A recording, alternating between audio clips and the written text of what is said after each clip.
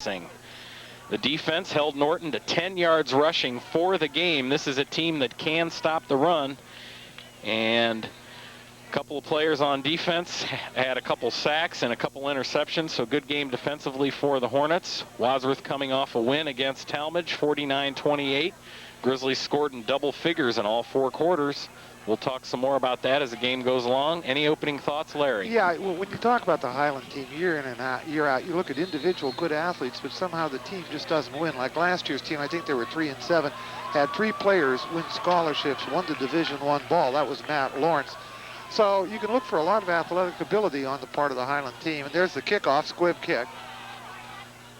It's fielded by Brandon Stone, a junior. And he fumbled the ball and then stepped out of bounds. That's where the Hornets will take over at their own 17. One of the things you're going to see out of the Highland team is weird plays. They run a wing back, and the wing back figures very heavily in a lot of their plays. And with this wing back, they'll run options, they'll run counters, they'll run all different types of stuff. They also have a weird set called a lonesome polecat, where they line up with just the center and the quarterback near the ball, the rest of the team other places. And in that formation, the center, believe it or not, is an eligible receiver. They run, run, run. I don't think we'll see 4 passes from Highland tonight.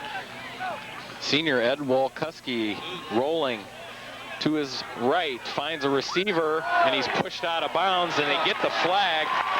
That was a very poor call by the officials, unless they call it a personal foul, because the ball was thrown out of bounds. In fact, the wide receiver was out of bounds when he was hit. So it wasn't pass interference, but they'll probably call it a personal foul. A personal foul would be a good call, but not pass interference. In any event, he should not have been hit out of bounds. Walkuski. So they do call the personal foul on Wadsworth. That's the right call. So that'll be a 15-yard penalty. And I just said, Highland doesn't throw the ball 4 times a game. And what do they come out doing? Throwing the ball, obviously. The senior quarterback, Ed Walkuski, he has a completion percentage of 51, and he's thrown for 2 touchdowns and 6 interceptions. Couple of people that are out for Wadsworth tonight. Krosky is out with a shoulder injury, and Matt Moeller is out with a pulled leg muscle. Tony Moeller, I'm sorry. So what they've done is they've shifted Delnos to the inside linebacker, and I think Chris Brink's going to be playing defensive end. The give there is to Matt Lawrence, a junior running back for the Hornets. He gains about 4 yards. And you talk about Matt Lawrence. Maybe you remember last year his brother, Steve Lawrence. Steve Lawrence, where did he go to school? Ohio U. Ohio U. Outstanding ball player. In fact, last year was pretty much Highland's whole defense. Yeah, they lost 3 good players to graduation. We mentioned the lineman Steve Lawrence went to Ohio U. Clint Walters was a great linebacker. Yeah. And Phil Annabelle, the DB and wide receiver, they're both now in Mercyhurst College, which is in Erie, PA, a Division II school. Again, a trap play. Nothing much there. That went again to number, was that 41 again, Matt Lawrence? I believe it was. Their key running back is Jeff Price, number 45. Watch the replay. Notice a little bit of trick. You almost look like a pitch, then a handoff inside. The Grizzlies are waiting for that one, though. And so that's going to bring up 3rd and about 4 for Highland. 45, Jeff Price is a junior in the backfield. 3rd and 3, ball on the 40. Back to pass. McGovern was... I can't tell if it was incomplete or complete. McGovern made the catch, I believe, at the 43, 42 of Highland. It doesn't really matter because the ball's going to be well short of the 1st down, I believe. So it's 4th and 1 for Highland. And Highland's going to have to punt the ball. So the Wadsworth defense came up big that time. I don't think they were looking for those passes. They were looking for more runs, but they did recover well. Now there seems to be some confusion on the part of Highland as to who's going in, who's going out. And number 12 is coming into the game. I believe that's their punter. Yeah, Matt Coley, a senior. He does all the kicking duties for the Hornets. It doesn't look like Wadsworth is buying it. They don't have anybody back. Now, well, Hannah's stepping back a little bit. Back a little bit. And lets it go over his head. It bounces at the 30-yard line, rolls a little further, and it'll be down there at the Wadsworth 24, where the Grizzlies will start 1st and 10. So Wadsworth held up well that first series of downs, so let's see what the offense is going to do. One interesting thing that's been happening slowly but surely, Joe Tricome has been making himself noticed as a running back. I mean, when you think of the Wadsworth offense, you think, of course, about Hoover in the passing, but Tricome this last week became the second leading rusher in the county, and he has, what? Averages 5.5 yards per carry. Very, very good average. Mike Hoover fakes the handoff. He gets pressured. He gets out of it. Throws on the run to Brink. Brink reaches up with the hand, but can't pull it in. Incomplete.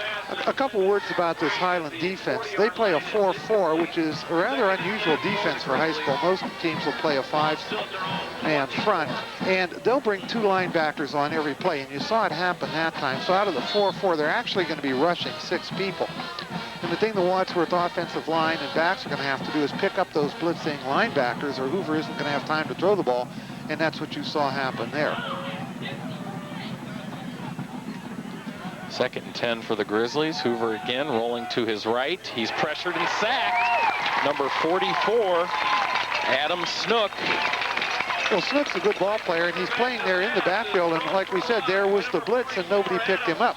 The first play, Hoover just dropped straight back and was in trouble, but that time he rolled. We found over the course of the year that when Hoover rolls to his right, he usually manages to roll away from the pressure, but nobody picked up that extra blitzing linebacker, so it's been 2 rather rough attempts for Wadsworth. That brings up a 3rd and 20, and the ball is spotted on about the 15-yard line.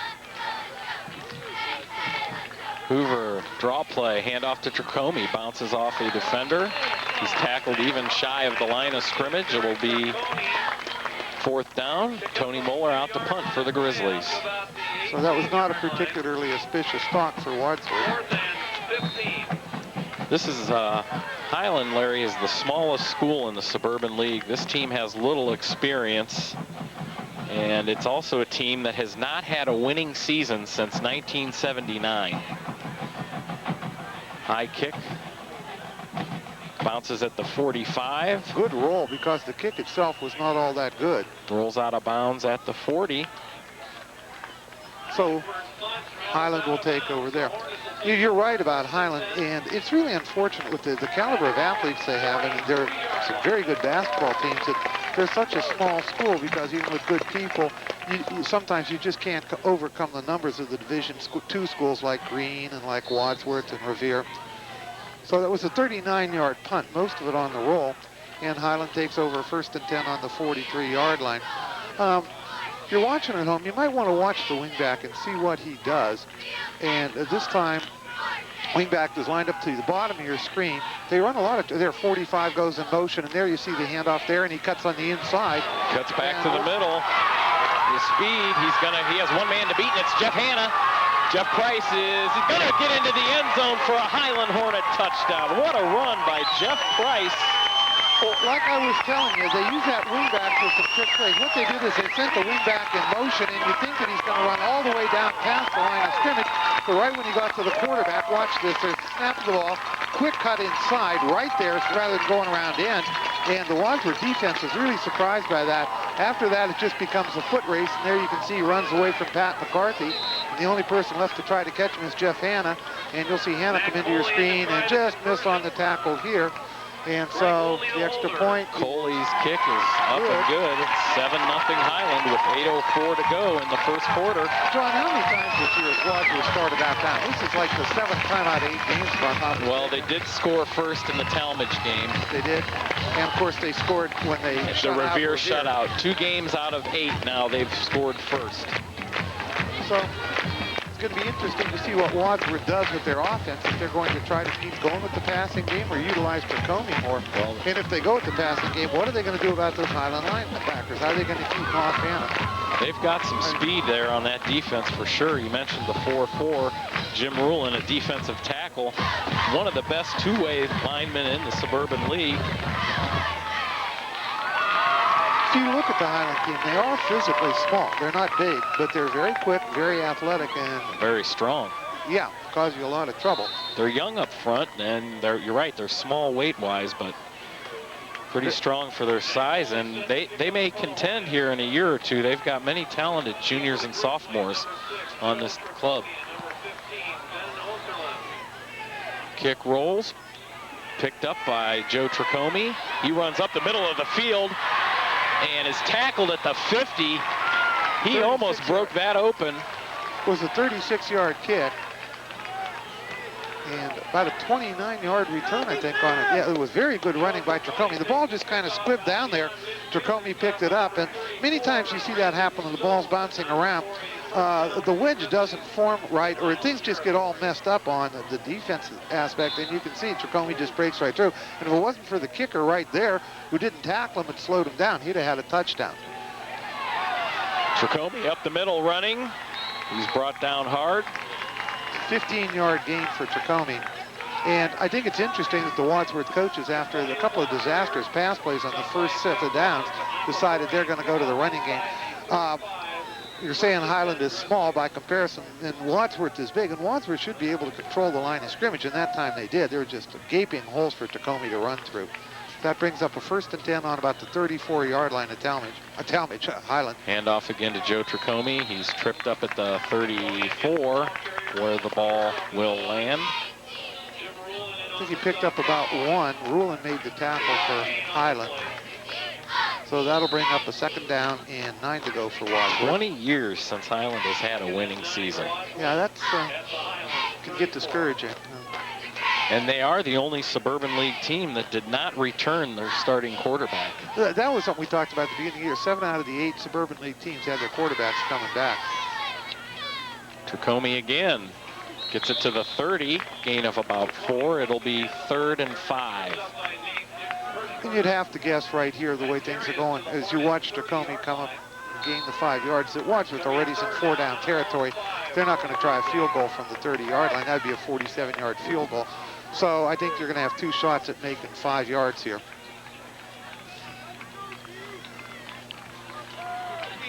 Two wideouts are down the bottom of your screen. Joe Tricome up the middle, doesn't get the 1st down. Picked up about 3, so that's going to bring a 4th down and 2.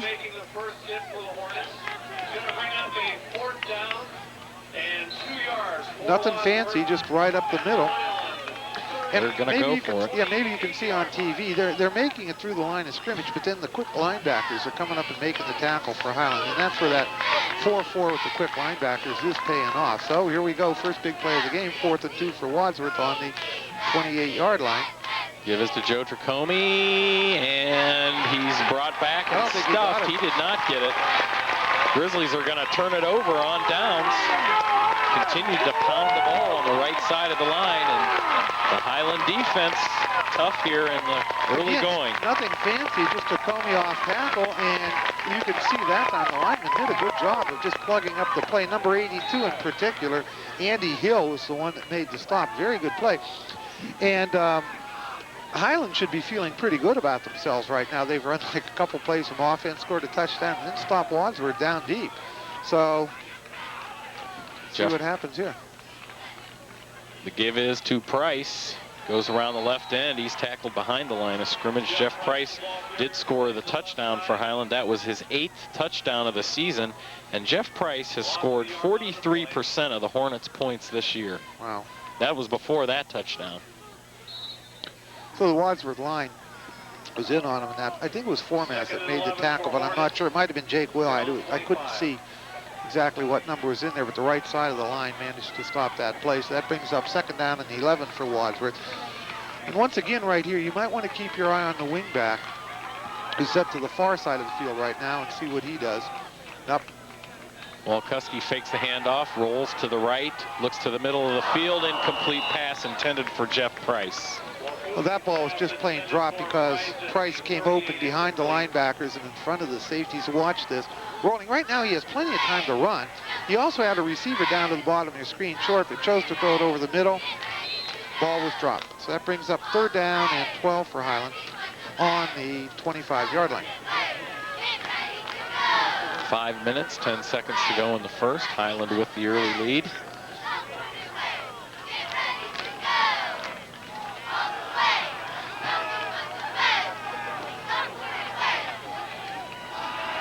Walkuski getting run down by Formaz. He's going to keep it himself, takes it to the 30, and he's crunched. It's going to be about 3 yards short of the 1st down. there was pressure on him from the get-go. Plus, the coverage downfield was very good. So Olkuski just tucked the ball in and run. If you watch, he's going to roll here. He's going to get pressure from behind, and he can hear those footsteps coming. Right there, as you see, number 77 is a load to be coming at you. Now he just tucks it, but the defenders came up, stopped him well short of the first down. Jeff Dietrich, number 76. The punt is low over the head of Vujas, but he gets back and makes the catch. Beautiful. And a nice tackle made by Andy Hill. Grizzlies will start 1st and 10. Well, the first thing, I didn't think the Vujas was going to be able to feel the ball. It looked like he was going over his head. Watch it. Then the defensive play is just outstanding by number 82 to bring him down. So Wadsworth will take over 1st and 10 on the 35.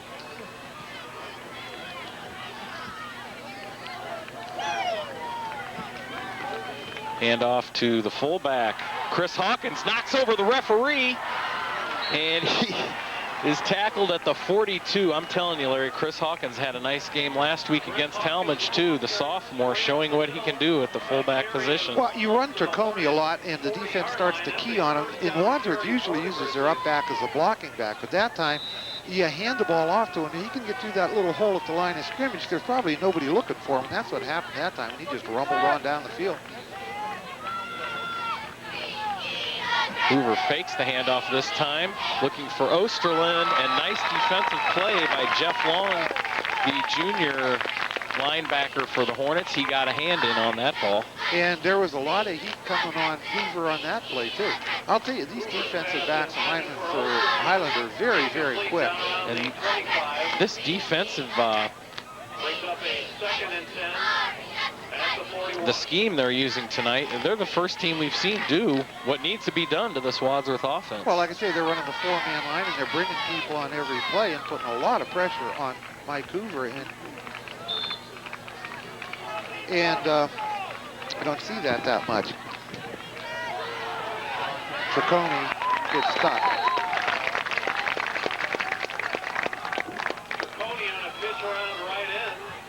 3:55 left in the first quarter.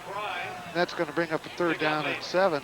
And you got to give this Highland defense credit for hanging in there the way they have. So you're going to have to figure that Wadsworth's going to pass on this play. But with those linebackers coming, I don't know. I hope they hold somebody in to pick them up. And Wadsworth has 2 backs in the backfield. See what happens here. Straight drop back. Flare pass to Joe Tricomie. He gets the 1st down and a couple more.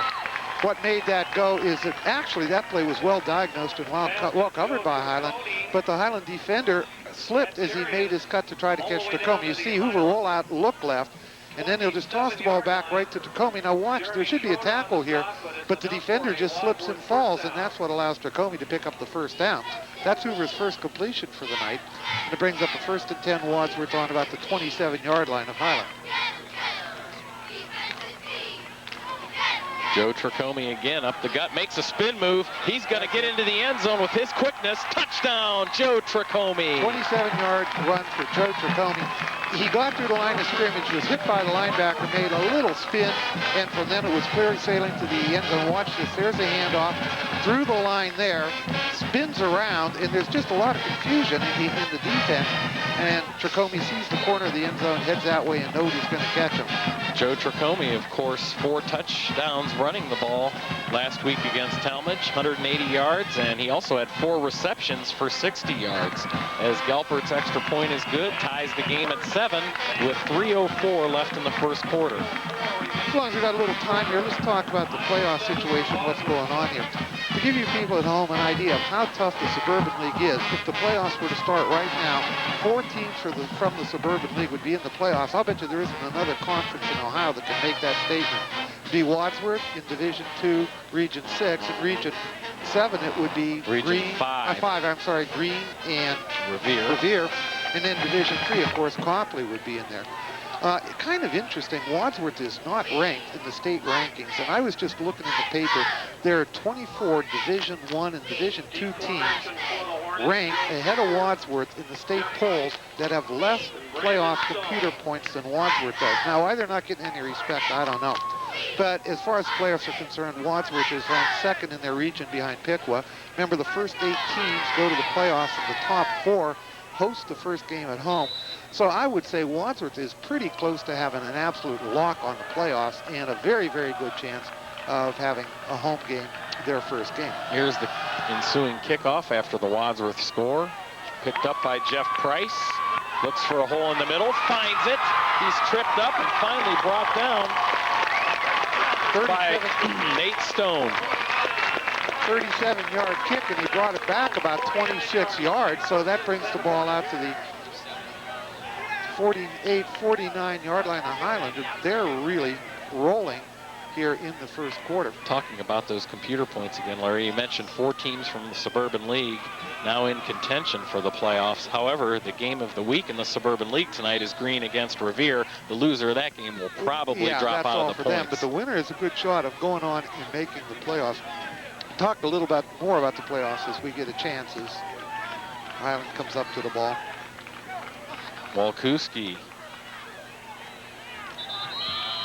runs another trick play. They don't get anywhere on this one. Maybe a yard. The ball at midfield. Well, that time they'll bring the wing back across right there, number 45. They fake to him, and then there's a quick little handoff to the hole right behind where the wing back came. So they use that wing back to good advantage, and the Wadsworth defense is going to have to be heads up in order to stop this play. One interesting thing about tonight's football action, for the first time, the 3 teams Wadsworth beat in the beginning of the year, Barberton Falls and Medina, are all picked to win their games tonight, and if they do, Wadsworth would get a bundle of computer points and probably lock in the second position. Walkuski rolling to his right, and pass is batted down by Greg Dent at the 40 of Wadsworth. There was a pass that never should have been thrown. They had coverage on the receivers wide back, and I don't think Dent could have intercepted the ball, but he did a really good job of knocking it down. So you can see, as the ball goes downfield, defenders all over the place, front, back. Ball should not have been thrown. So that brings up a 3rd down and 9 from midfield. The center is Joe Watson. He's a senior, and he anchors this offensive line for the Hornets. Grizzlies jumped off there. I think they're going to call that on Wadsworth because the Highland offensive player is allowed to move. He was just going in motion, and the Wadsworth players jumped on that, unless there was other movement that I didn't see. Offside, Wadsworth. So instead of a 3rd and 9, it's going to bring up a 3rd and 4. You saw the Wadsworth defenders obviously offside, but they were reacting to the motion of the wingback. But like I say, the wingback's allowed to do that. He can go in motion. So that's the second penalty for Wadsworth tonight, the 15-yard personal foul on the first pass play, and then that 5 yards, which could turn out to be a big penalty because 3rd and 4 is a lot easier than 3rd and 9. Walkuski gives it to Price, who's tackled. They might call offside Wadsworth again. I think the end on this side broke a little bit quick. Doug Perigo, the nose tackle, number 76. Jake McElvain is signaling that it's motion penalty on Highland, and that's what it is. So here we go, 2 offsetting penalties, brings it back to 3rd and 9. One more thing, talking about the playoffs, and then we'll drop that. I'm sure you're wondering how the Shelby Whippets did last week. Well, unfortunately, they ran into a very, very tough Willard team, and they lost. So Shelby is now 5-2, and they're ranked 7th in their region for the playoffs, so they still have a pretty good shot at it. Tonight they're playing Bellevue, and as added incentive, it's parents' night for the Shelby Whippets, so perhaps they can notch a win against Bellevue and stay in the playoff picture. 3rd and 9, Walkuski looking over the line, tipped up into the air. You could have almost called offensive pass interference on that. Matt Delnos got a hand on that one. He got a good vertical leap there to bring it down. I don't know what the refs called, if they called like he tapped the ball and wasn't going to catch it and then he got hit, because after you tip the ball, it's a free play. There he goes up in the air, tips the ball, then he gets hit. So it's a good call by the referees. And that'll bring up a punt. Matt Coley, senior punter, gets off the kick. Joe Tricomi brings it down, braces himself so he doesn't fall down, gets around to the right sideline, and he's tackled and pushed out of bounds by the kicker. That's the second time the Ticker has saved a touchdown on that. And Tricome did a good job, but you got to give a lot of credit to the downfield blocking there. I don't know if you can see this or not. Try to pick up the blocks as he runs down. There's a missed tackle there, but now the blocks start falling. There's a block there. And there. And there. You see the player on the ground. There's a block, a screen right there. And finally, the kicker made the stop. Outstanding special teams play by the whole Wadsworth punt return unit. Hoover gives it quickly to Hawkins. He got tripped up at the 40. Had he not, he would have gained quite a bit more yardage. I have a hunch next year people are going to be calling Chris Hawkins' number a lot. He's only a sophomore. He's listed at 6'3" and 175. Big young kid. Tricome only a junior. They'll both probably be in the backfield. Yeah, and Jeff Hanna, who plays defensive safety, is a very good quarterback. He's the backup quarterback behind Hoover. So Wadsworth's going to have some guns on offense next year. Hoover going to throw. He gets his arm hit as he throws, and it's going to be an incomplete pass. Number 41, Matt Lawrence, and 73, Jim Rulin. So that's going to bring up third down. But Wadsworth is really having trouble picking up the blitzing linebackers. Right there, he gets right around Chris Hawkins, who was trying to block him out. And that's a disaster whenever you're throwing the ball and being hit like that, because that thing's going up in the air like a lame duck. So one thing Wadsworth's going to have to do if they're going to throw the ball is do a better job of getting those linebackers off Hoover, or they can do that. Gets the first down, across the 30 to the 29-28 of Highland. 1:13 left in the first. An interesting stat I have here about the Hornet offense, Larry. Of all their games this season, their total yardage, they've only been outgained by an average of 25 yards per game.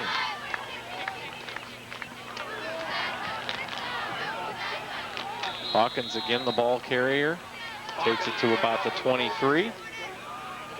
Under a minute to go here in the... 7-yard pickup for the Grizzlies to the Highland 23-yard. Clock's running down here in the first quarter. We have 42 seconds left to play, so there'll be one, maybe two more plays at most. Second down and 2 for Wadsworth. Ball on the 23-yard line.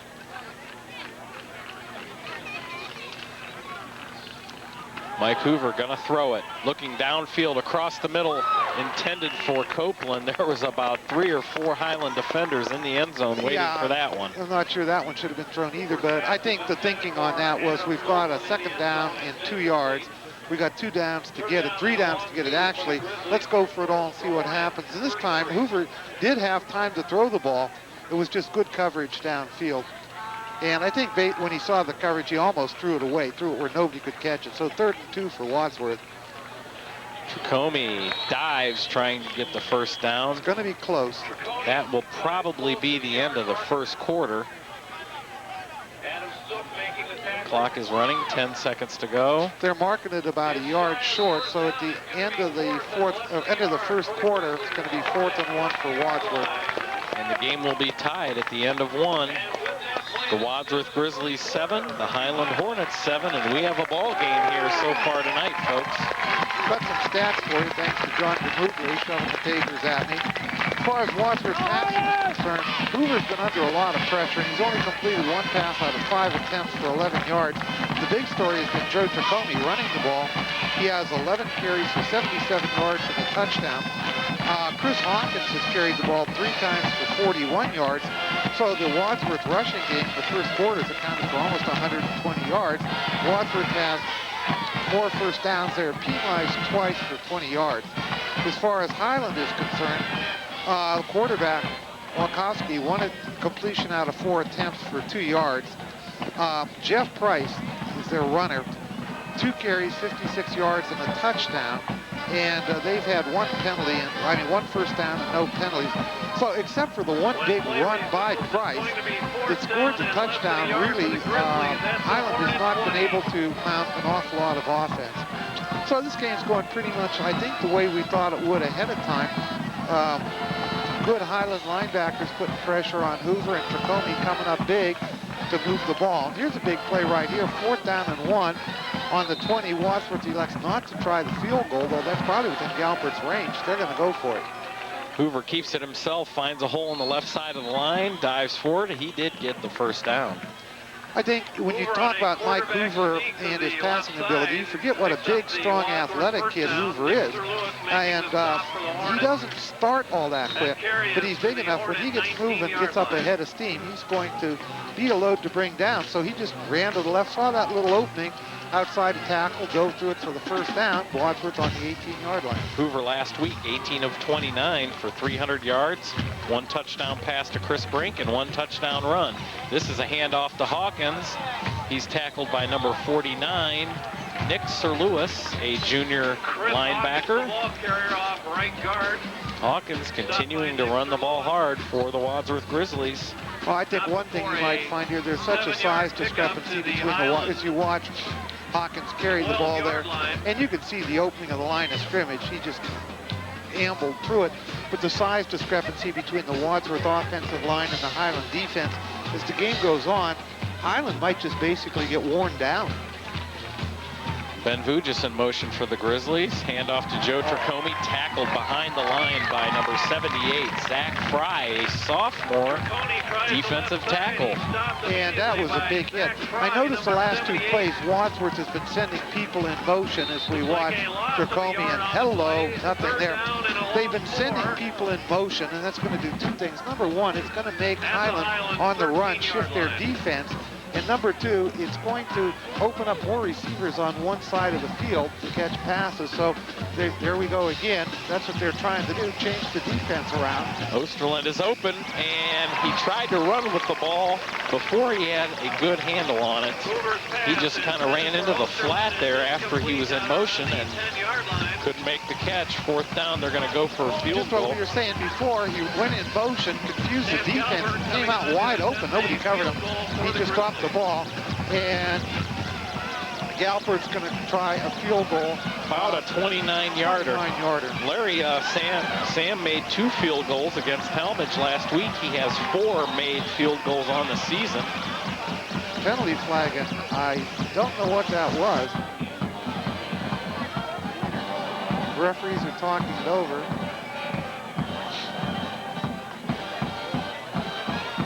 And what do we got? On the Grizzlies. Penalty against Wadsworth. That's a big one. There's the difference between the 29 and the 34, yeah.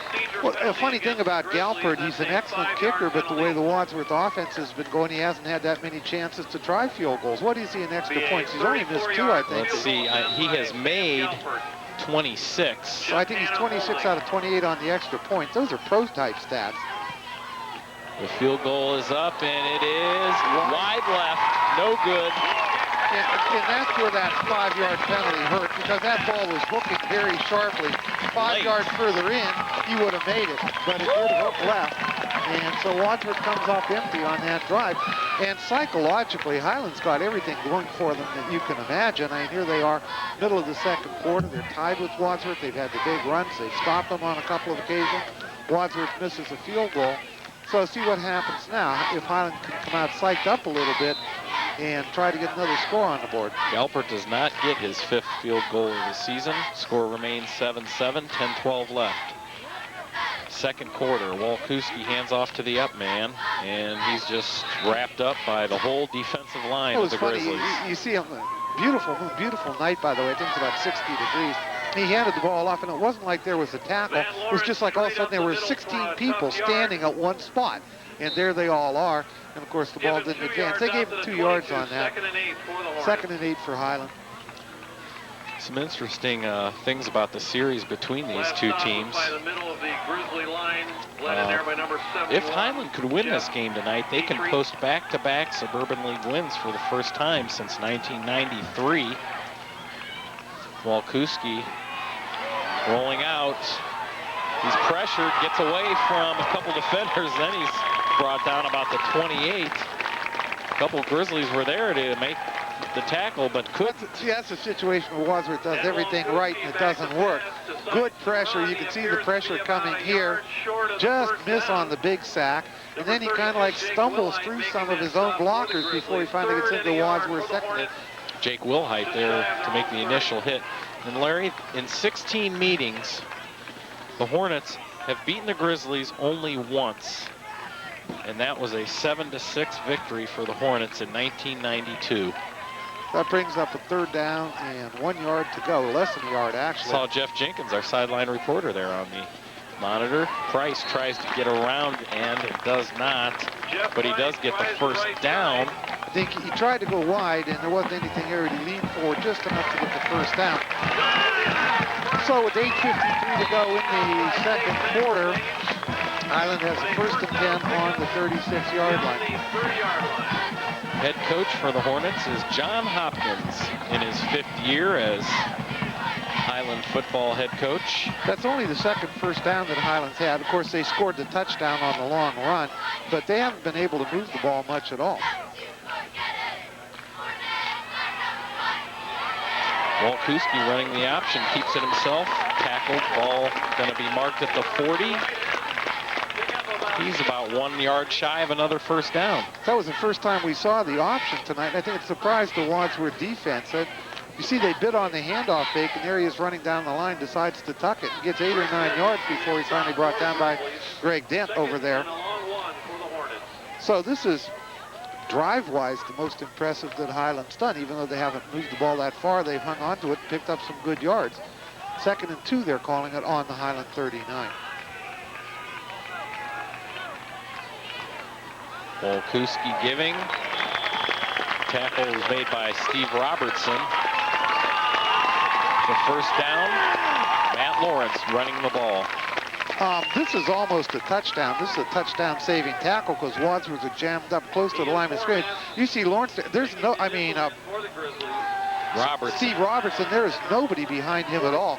If he had got by there, that would have been 6 for Highland. Steve Robertson with 2 interceptions in the Talmadge game. I was talking to Steve today, and he's got a bad rotator cuff, and he didn't know how well he could play tonight. He can't lift his right arm, but tackle up. Fumble by the Highland Hornets quarterback, and it's recovered by the Wadsworth Grizzlies. Recovery was made. I couldn't see who was at the bottom of the pile. Was it Dietrich? I think number 71, Jeff Dietrich, came up with the ball because when the handoff was missed, Dietrich just dove to the ground and curled up almost in like a fetal position, and I think that's a good indication that he had the ball. So we'll give Jeff Dietrich the credit for that fumble recovery, and now Wadsworth takes over 1st and 10 on the 42, and that was a good play to stop the Highland drive. They're getting some momentum. Chris Hawkins barreling forward to the Highland 37. There's 7:17 left in the first half as you watch Chris coming right at you here. He ran mostly laterally, but then just leaned forward, managed to pick up a few yards, and that's going to be 2nd down and 6 for Wadsworth. But just when Highland was getting up some steam, that fumble recovery put a damper on that. So I hope this puts some life in the Wadsworth offense, and they can get in there, go into the half leading. We haven't called Chris Brink's number tonight. Spreading the backfield out of the Grizzlies. Joe Tricomi, slant pattern over the middle, complete pass inside the red zone. Hoover's pass complete to Tricomi. Ball's going to be marked at about the 12-yard line of the, or I'm sorry, the 17. 16 to 17. 17-yard line. That was a 20-yard pass pickup there by Tricomi. And Wadsworth is now on a roll. They're starting to look like the Wadsworth team that we've known from weeks before. I think they're solving, the line is solving the blocking patterns needed to give Hoover the time. Joe Tricomi running the ball up the middle. Has a hole, bounces off inside the end zone. Touchdown again, Joe Tricomi. That was a great run by Tricomi. Give the line credit. They opened up a beautiful hole, but he had a lot of people to run through before he could get in the end zone. So big hole at the point of attack, but remember they're playing 4 linebackers back there and plus a bunch of defensive backs. Tricomi did a good job weaving his way through. Joe Tricomi starting this game right where he left off the Talmadge game. 4 touchdowns in the Talmadge game, 2 here in the first half. Against the Hornets, Galford's kick right through the middle, 14-7 with 6:27 to go in the first half. Well, it's got to be disheartening for Highland just when they get rolling, have the fumble recovery, and then in like 4 or 5 plays, Wadsworth scores. Here's some stats for you. To this point, we've got 6:27 to go in the second quarter. Passing, Hoover 2 of 6 for 31 yards. Joe Tricomi is having a career night tonight. He's got 13 carries, 94 yards and 2 TDs, plus that 120-yard pass reception. Well, that's about half of what he had for the whole game last week. All those numbers you just mentioned. 5 first downs for Wadsworth. Chris Hawkins has been running the ball well also. He's had 3 carries for 41 yards. And Wadsworth is going to kick off. And I've been noticing the Wadsworth usually has been not trying to kick the ball deep, but they're going just kick it down the middle, roll the ball down and see what happens. And you want to look forward to something in 2 weeks, folks, when Wadsworth plays Copley. I'll guarantee you every time Galpert kicks off, that's the thing he's going to do. But yeah, with Matt Carter back there. Last thing you want to do is kick the ball to Matt Carter. And last week, Copley beat Green 34-27, and Carter in that game had 183 yards and 3 touchdowns. He had a 2-yard touchdown run, a 95-yard kickoff return, and a 45-yard touchdown run. Well, once again, as soon as I say Wadsworth is going to do something, of course, they do the opposite and kick it deep. Stone took the kickoff, and he kind of fumbled the ball and then ran into one of his own players and couldn't get up ahead of steam. By that time, the Wadsworth ball carriers were there. So it's going to be a first down and 10 for Highland on the 20-yard line. We said the first game of the year, circle October 29th on your calendar, Wadsworth versus Copley at home. Well, that's coming up in 2 weeks, and boy, that one's going to be everything that everybody thought it would be before the season started. I'm telling you, Larry, the Grizzlies are going to have to get by Cloverleaf first. That's not going to be an easy ball game. And, of course, we still have a whole half and 6 minutes to play in this one. Yeah, talk about Cloverleaf for a minute. They're playing Cloverleaf at home. Okay, Cloverleaf is 2-5, Highland's 2-5. You think, well, what's the difference? 2-5, 2-5. There's all the difference in the world. First of all, Cloverleaf is a Division II school. They took Medina into 2 overtimes before they lost. They've lost a few games in overtime. Yeah, and Highland just does not look good. And I would say the Cloverleaf has a legitimate shot at beating Wadsworth next week. You don't really expect that here tonight. But that Cloverleaf game's going to be a heck of a game. Those Cloverleaf kids, year in and year out, play very, very tough football. They're big kids, they're strong kids. So Wadsworth is going to have their hands full next week, that's for sure. 5:35 left in the second quarter. Wadsworth. Another thing you hope, and I know the coaches are going to pound this into the Wadsworth team all week long. Don't look ahead to Copley. Don't look ahead to Copley. You've got to beat Cloverleaf. That's the 3rd penalty for Wadsworth. Offside, 5 yards. So that brings up a 2nd down and 4 on the 26. We've got 5:35 to go in the second quarter, and the clock is running. Grizzlies averaging 36 points a game. They've got 14 here in the first half.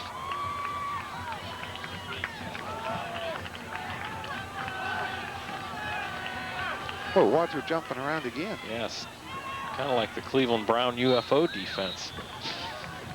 Everybody's running around here, running around there. You don't know where anybody's going. The trouble is with the Browns defense, I'm not sure they know where they're going. Yeah. 5 minutes to go in the second quarter. And not much gain on the play here. As you can see, the Wadsworth line just stacked the whole thing up. Saw number 78 there, Evan Gosser was in, plugging up the play, allowing the Wadsworth team to make the tackle. I want to say again, I know you and I just don't give enough credit to those kids up front, and I'll apologize for the umpteenth time from where we're sitting. We don't have all the camera angles we want. We don't have all the spotters.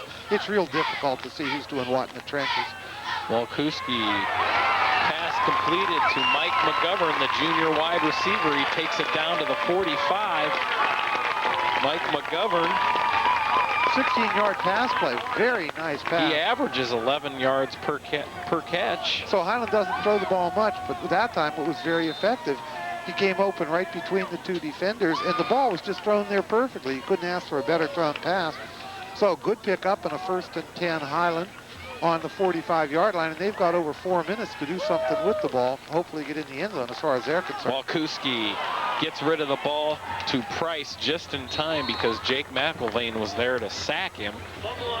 That was a fumble, and it was recovered. And if you people ever wonder, why don't the pros run the option play? And there you see it right there. It's such a high-risk offense.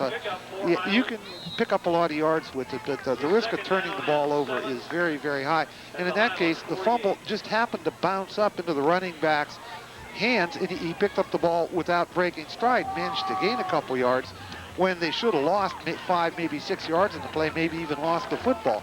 So they turned something negative into something positive, and that's going to bring up 2nd and 7 for Highland. Walkuski going to his right. Looking downfield, intercepted. Matt Delnos makes the interception, carries it back a few yards. The Grizzlies will start just shy of midfield. If you remember, Matt Delnos knocked down a pass a few plays ago, and he didn't get an interception because he was like about one step too far to the side.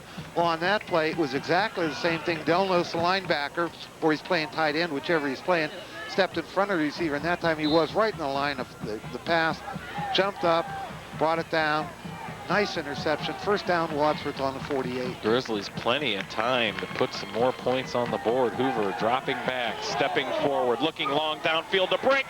Caught by Chris Brink, then fumbled, and he falls on top of it.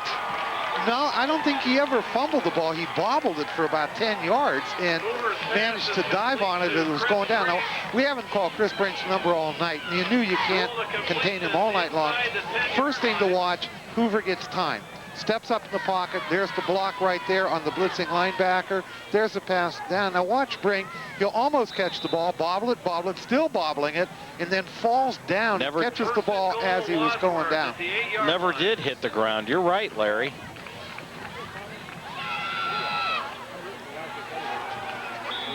Not much there. Number 6. Joe Tricome, the ball carrier. To the 5-yard line. Second and goal. So that'll bring up a second down and goal for Wadsworth on about the 8-yard line. 2:37 and counting in the second quarter. Sorry, it was marked on the 5. Second and 5 on the 5. Joe Tricome. Touchdown. Gets in. Third touchdown of the night for Joe Tricome. Well, Wadsworth got the ball with about, 3 minutes and 20 seconds to go, and you said, well, there's plenty of time for Wadsworth to score. The way Wadsworth plays, there's plenty of time to score 3 touchdowns, and that might be a real crusher as far as Highland is concerned. If that hadn't happened, if Highland managed to march the ball down, worse it would have happened. They'd have been going into halftime, trailing 14-7. Galpert's extra point right there and through the uprights, 21-7 with 2:25 left. But instead of going down and getting the score, they throw the interception, and Wadsworth in like 4 plays in 1 minute, it goes from 14-7 to 21-7, and that's a real crusher as far as Highland is concerned. 28th extra point made by Sam Galpert on the year. And we talked earlier, Larry, about those computer points. Real quickly here, the Grizzlies are second in Region 6 for Division 2, and right behind them is the Avon Lake Shoremen, and they lost earlier this year to Revere, and of course Wadsworth creamed Revere 37-0. So the team right behind them lost to a team Wadsworth really beat. So Wadsworth has a good stance holding down that number 2 spot in the computer points. If you look at the rankings, there's Piqua, there's Wadsworth, and then there's a big gap, and then there's a bunch of teams and another big gap, and then some more. It would be tough for Wadsworth, I think, to lose that number 2 spot. Some stats for you real quick. Hoover 3 of 7, 78 yards. Tricome 15 yards, 15 carries, 102 yards, 3 touchdowns. Chris Hawkins 5 carries for 51 yards. Brandon Stone picks up the kickoff, tripped up at the 35, takes it to about the 38 of Highland, where they will have a chance at putting some points on the board with 2:21 to go. Well, that was another one. If you had busted that last tackle, it was there was a lot of empty space. Busen made the tackle, but if Hanna couldn't have got over, he was the last person between the ball carrier and the goal line. Hornets at their own 37. Well, I'll tell you, if Highland has any real trick plays in their playbook, and I know they do, this would probably be the time to use them, because you want to get another score on the board. You don't want to go in 14 points down. Great tackle there by Jeff Dietrich from behind, and that is not going to get the ball in the end zone for Highland. Zach Valentine, a sophomore, the ball carrier on that play. Brings up second down and 9. But the enemy of Highland right now isn't Wadsworth, it's the clock. But I think they have all 3 of their timeouts left. Joe Tricome, the story here tonight, 3 running touchdowns for the Grizzlies, had 4 last week. That's around, he's close to around 9 touchdowns for the season running. Oh, that was a busted play. Sack by Greg Dent, the junior linebacker for the Grizzlies. I watched them line up, and they lined up their wingback, number 45, to the far left. And the wingback started in motion, but then when the snap was made, the quarterback looked, and there was nothing there like what he was looking for. And he just stood there and kind of went, huh? And then decided to try to run the ball, but there was a 7-yard loss. So that was clearly a busted play. There was some kind of razzle-dazzle about to happen there that just didn't. So Highland takes a timeout with 1:23 to go. We have a report on the sideline from Jeff Jenkins. Let's go down to him. Hey, John, Jeff from the field down here. Something a little interesting story down here. Matt Delnos' older brother's the medic for the Highland Hornets. Caught him jumping up and down when Matt intercepted that pass. He's having a little hard time down here who to root for. Thought I'd pass it on to you up at the booth.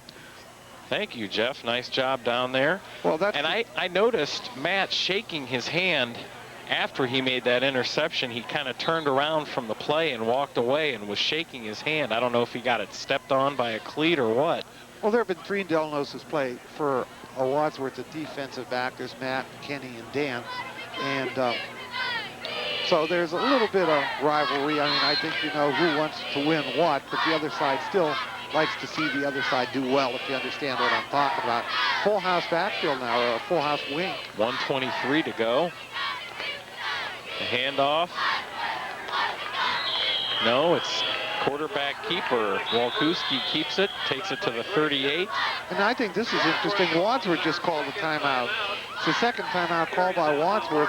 And what they're thinking is, hey, we've got 1:13 left. We're going to get the ball back. And that's more than enough time for us to score. So let's stop the clock. In fact, you kind of wonder if Highland should have stopped the clock on that last play when they had a 3rd down and like 17 yards to go, and they don't have the big strike capabilities. They might have been better off just letting the clock run and not giving the ball back to Wadsworth. But Wadsworth is going to get it back. Wadsworth defense stepping it up here a little bit late in the second quarter. Defense did a nice job in the terrible weather conditions of the Talmadge game last week. Both lines really controlled, I should say they controlled the line real well, and that ultimately won them the game, Larry. Talmadge, well, you say Talmadge scored 28 points, but 14 of those points were the result of a Grizzly turnover. For the league title. Well, as the game goes on, you might see that size of Wadsworth coming into play. Wadsworth is lined up to block the punt. They've got 10 men coming after the punter. Coley gonna have to get it off quickly. Someone might have got a hand in on that. Tricome gonna let it roll down to the 30-yard line of the Grizzlies, where Highland will down it. 1 minute, 3 seconds to go in the first half. It's a 33-yard punt, and I am surprised, A, that they didn't block the punt, or B, they didn't rough the punter, because there were 5 people surrounding the punter when he made the punt. That was a good job by the punter getting rid of that punt. So Wadsworth takes over, 1:03 to go. I'll ask you, John, do you think that Wadsworth's going to sit on the ball here and just kind of run the clock out?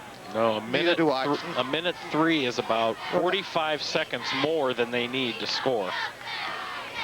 So Wadsworth is going to try to go big, go deep.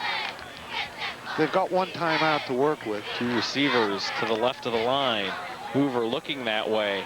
Has an open one in Ben Vujis, but he keeps it himself, and unwisely keeping it himself, gets tackled behind the line of scrimmage.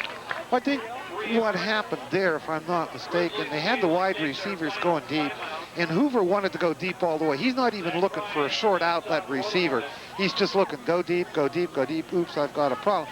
I think if it hadn't been at this point in the game with only 51 seconds left in the second quarter, that he would have looked to dump the ball off to a back or somebody up short, but he wanted to get it all right now, and I'm sure that's what he was told to do by the coaches. So he lost a few yards, and Wadsworth takes a timeout. It'll be 2nd and 12 on the 28. And that was, I believe, that was Wadsworth's last timeout.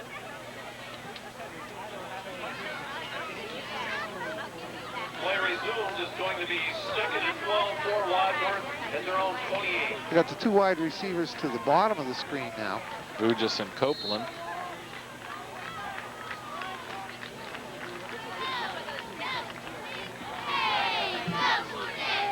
Hoover gonna keep the ball himself, now gets back behind the line and completed to Copeland, who runs out of bounds. It's a short pickup. He gained about 9 yards, could bring up a 3rd and 3. But if you watch the play, Hoover is spending all his time dodging, blitzing linebackers and safeties. And there are two of them that had a shot at him. Now, granted, neither one hit him, but it breaks your concentration. You got to move around, get set up again. And by that time, he realized there was nothing deep, and he went short to Copeland, and Copeland wisely just stepped out of bounds.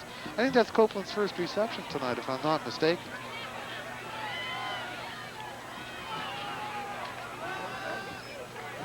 Hoover short drop back finds Ben Vujis, who gets out of bounds after gaining the first down, just shy of midfield. 39 seconds to go in the first half. That was a case of just pick up the first down. They weren't interested in going deep. They wanted 4 more downs. So they've got 1st and 10 on the 47. 39 seconds to go. So I think what you're going to see Wadsworth do, if I'm not mistaken, is go for it all 4 times. I don't think they're going to try to pick up another 1st and 10 here. Hoover rolling, looking, finds Copeland, who dives and makes a catch. Great catch by Adam Copeland, pro-style catch. They were trying to go deep, but when Hoover got in trouble, Copeland came back. 9-yard reception, 10-yard reception, depends on the spot. I think the referees are going to call timeout and measure. That's over 100 yards. Highland calling timeout on the sideline. John Hopkins, the coach, once wanted a hold on that play, and I saw it, Larry. A hold against Wadsworth? Yeah, number 22, Zach Ballantyne, the defensive end, was pressuring to get Hoover. And I didn't see who was holding on to his jersey from behind, but it was a Wadsworth player holding him on the jersey to keep him from sacking Hoover. It worked, and the ref didn't see it. I didn't see it either, but I was looking down. I saw it. I was looking downfield at the receivers. So Wadsworth now has 4 downs to go the yardage. They've got 33 seconds to do it. 42 yards in 33 seconds. I think that's doable the way Wadsworth plays ball. While we have this timeout, maybe we could look at the Suburban League standings real quick. Wadsworth and Copley, of course, at the top. Copley playing Talmadge tonight, and the game of the week is Green against Revere, and there you see the standings. Green and Revere play Highland and Norton in the last 2 games of their schedule, so Wadsworth's going to pick up some computer points there. Hoover long downfield, way too over shot. Chris Brink was well covered. He was covered front bank, and Hoover just threw that ball where nobody could catch it. And he looked down. He didn't have a secondary receiver. Figured if Brink isn't open, I'm just going to throw it away, and he did. Green and Revere tonight probably playing for 3rd place in the Suburban League. I would guess that would have to be so. And as we said before, the winner of that one still has a pretty good chance of going to the playoffs. The loser is out of it. Hoover going to go to his left now. And incomplete pass intended for Adam Copeland just beyond the 1st down marker. I'll tell you, one of the problems that Hoover's having is you watch in other games when he rolled, he managed to get away from pressure, but what Highland is doing is they're holding back a linebacker, and then whichever way he rolls, the linebacker then blitz. Now you'll watch number 44 come up into your screen perhaps and put some pressure on Hoover, so he had to get rid of the ball before he wanted to, just off the fingertips. 22 seconds to go, first half. 3rd and 10, Mike Hoover. Back to pass again. Plenty of room to run, doesn't want to, throws it over the head of the defender to Joe Tricome right on the sideline. He falls out of bounds, stopping the clock with 14 seconds to go. You know, last time I saw somebody do this, guy's name was John Elway. It's kind of spooky. These 1-minute drives are really something that Wadsworth manages to put on. Mike Hoover averaging 60, or not averaging, completing 60% of his passes, and has 25 touchdown passes on the season with only 2 interceptions. And Tricome has 53 yards in receptions to go along with over 100 yards rushing here in the first half. Good block by Tricome. Good block by Tricome. And no flag. There's the flag. Ben Osterland was open in the end zone, and he was tripped up before the ball even got there. And a flag in the end zone. That's an unfortunate penalty on Highland. That was just, their legs got tangled up together, and you got to call it. But it's just a heartbreaker because that isn't pass interference like you usually see it when you're knocking a defender down. Pass interference in the end zone. That's a shame from Highland's point. 8 seconds to go. Joe Tricome made a wonderful block on that play to give Hoover time to throw the ball. Timeout Highland. With that play, the Hornets take a timeout. They're going to mark the penalty off now. And it's 15 yards from the line of scrimmage, so actually Wadsworth is going to get a 1st and 10 on about the 9-yard line. In high school ball, pass interference, no matter where it is a 15-yard penalty, or in that case, it was a half the distance penalty. So it isn't like in the pros where you get pass interference in the end zone, it's the 1st and 10 on the 1. No, half the distance. So Wadsworth has 8 seconds to go 10 yards. And that's probably enough time to throw 3 passes, I would guess. Last year when these two teams met at Arkwright Stadium, the Wadsworth Grizzlies came out on top. Final score of 38-21. And I mentioned earlier how the Hornets have only beaten the Grizzlies once.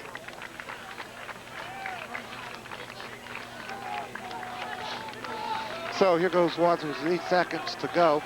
Watch Copeland for the spin move there in the end zone where he fakes going in and comes back out.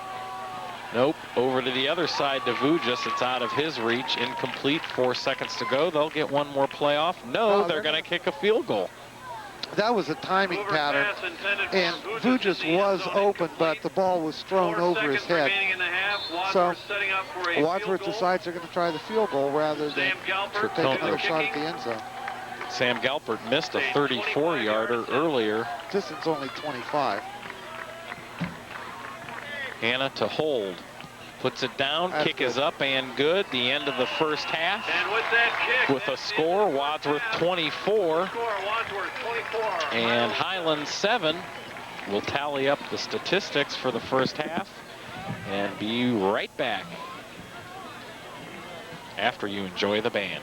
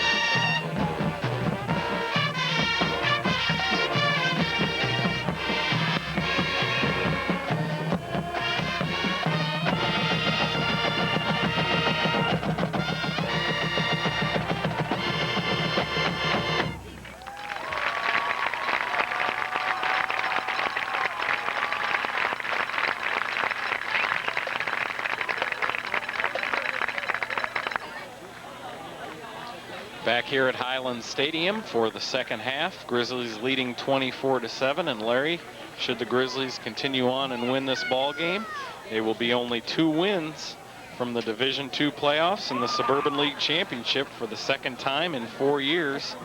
And I believe Larry has the first half stats. Yeah, Wadsworth, of course, up 24-7.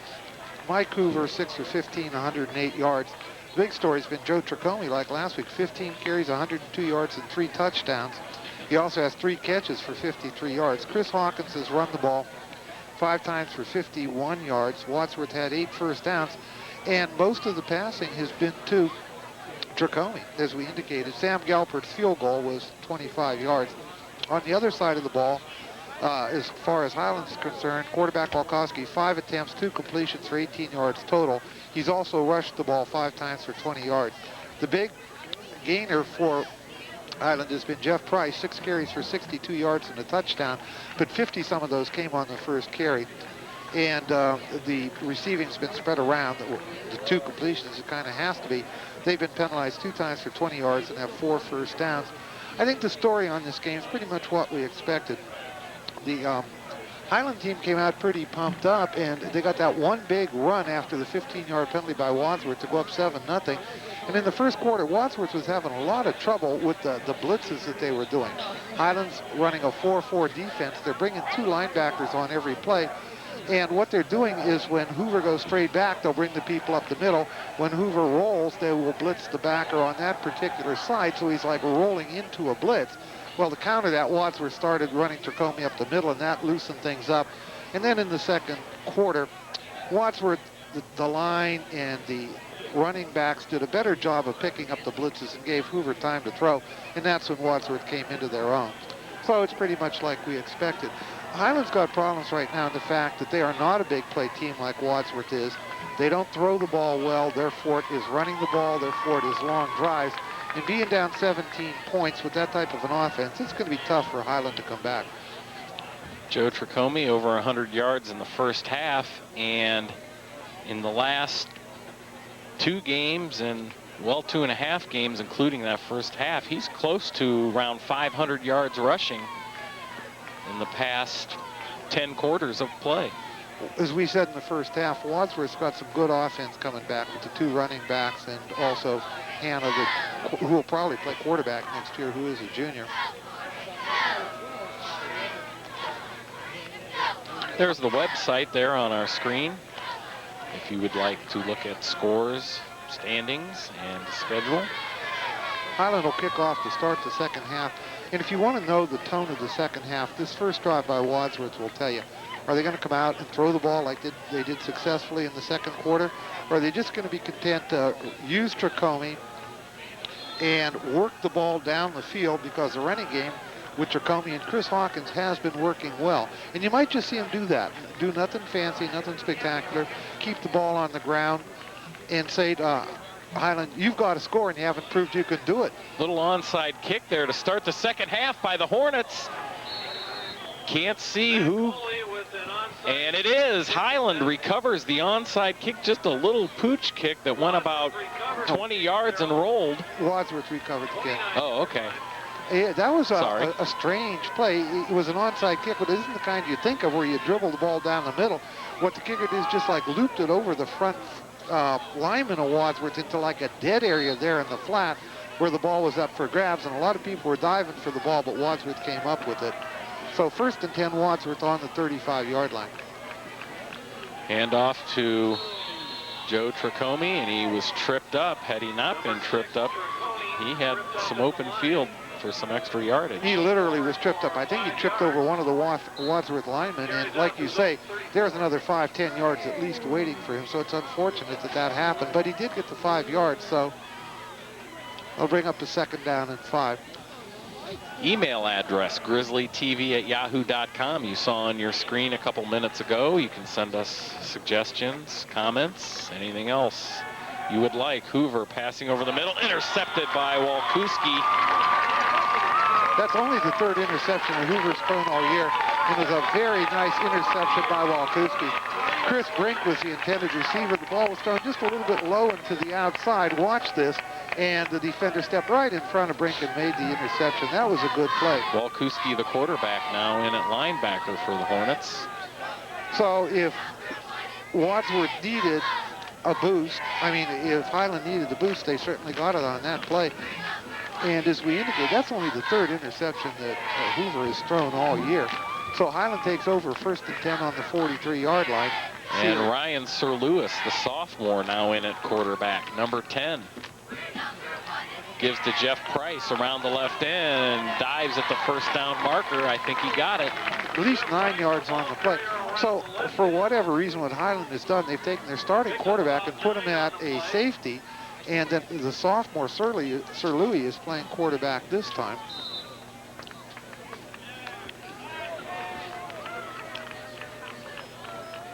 Now, I guess John is just showing me that Waluski is going to be playing linebacker. He's listed as a linebacker. I got to say, in high school ball, the distinctions aren't nearly as clear in the pro as in the pros. For example, a defensive end in high school many times is just an outside linebacker.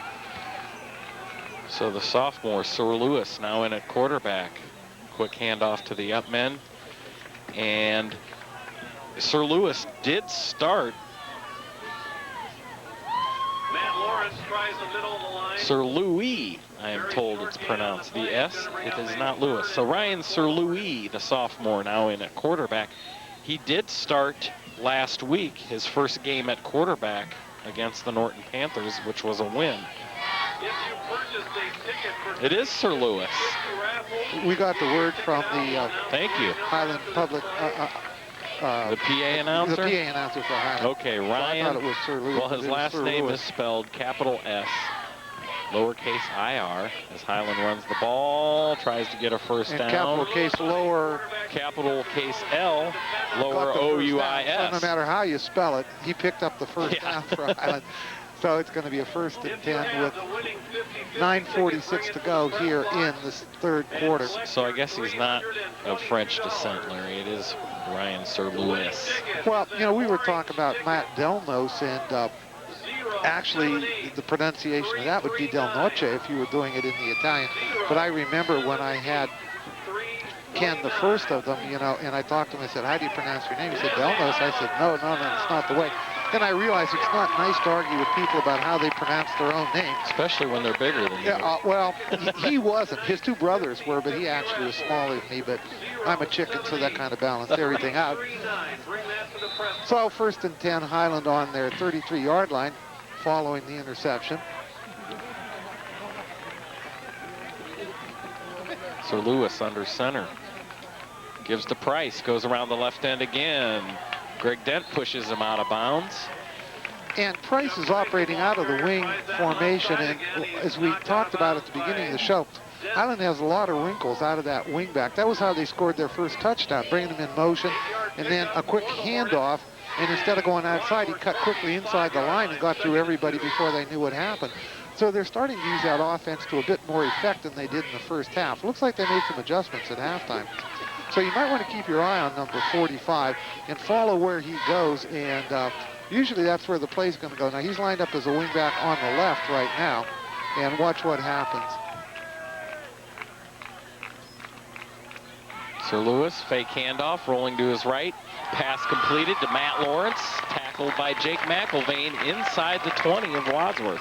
So that's the first down on about the 18-yard line. All of a sudden, with the new quarterback, Highland's coming out like they mean business. This is a real nice little drive they've got going following the interception. So it'll be 1st and 10 on the 18 for Highland. And as we often talk about, this has got to be 4-down territory for Highland because they're not going to even attempt a field goal here, down by 17 points. They'll wait for later for that. 9 minutes, 8 seconds to go in the third quarter. Highland threatening. Sir Lewis barking out the play. Wadsworth line jumps, gets back, handoff to Price, cuts back in. Nice job by the Wadsworth defense, not Price, the ball carrier. Not following fueled the by that. lead, yeah. Greg Dent, I saw getting up to the bottom of that pile. There were a lot of backers and safeties over there waiting for that play. Overcommitting was the word I was looking for there, Larry. They came back with the play. So that brings up 2nd down and 7. And Wadsworth defense, if they want to keep this game under control, is going to have to stiffen up here a little bit. I don't think they want the Highland team to score and get the momentum back any more than they already do. Sir Lewis keeps it himself. Gains maybe a yard. Was that a strange-looking play? I don't know if that was a busted play or it was almost like a design quarterback draw. He just waited for everybody to get out of the way, looked for a hole, and went through it. Whatever it was, it only gained a yard, so it's going to be 3rd down and 6 for Highland.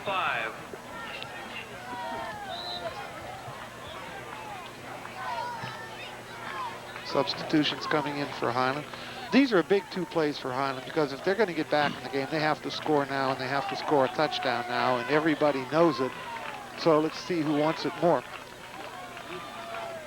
3 backs. Full house backfield. In the 3-point position, 3-point stance. Sir Lewis, pass intercepted by Matt Delnos, his 2nd of the night.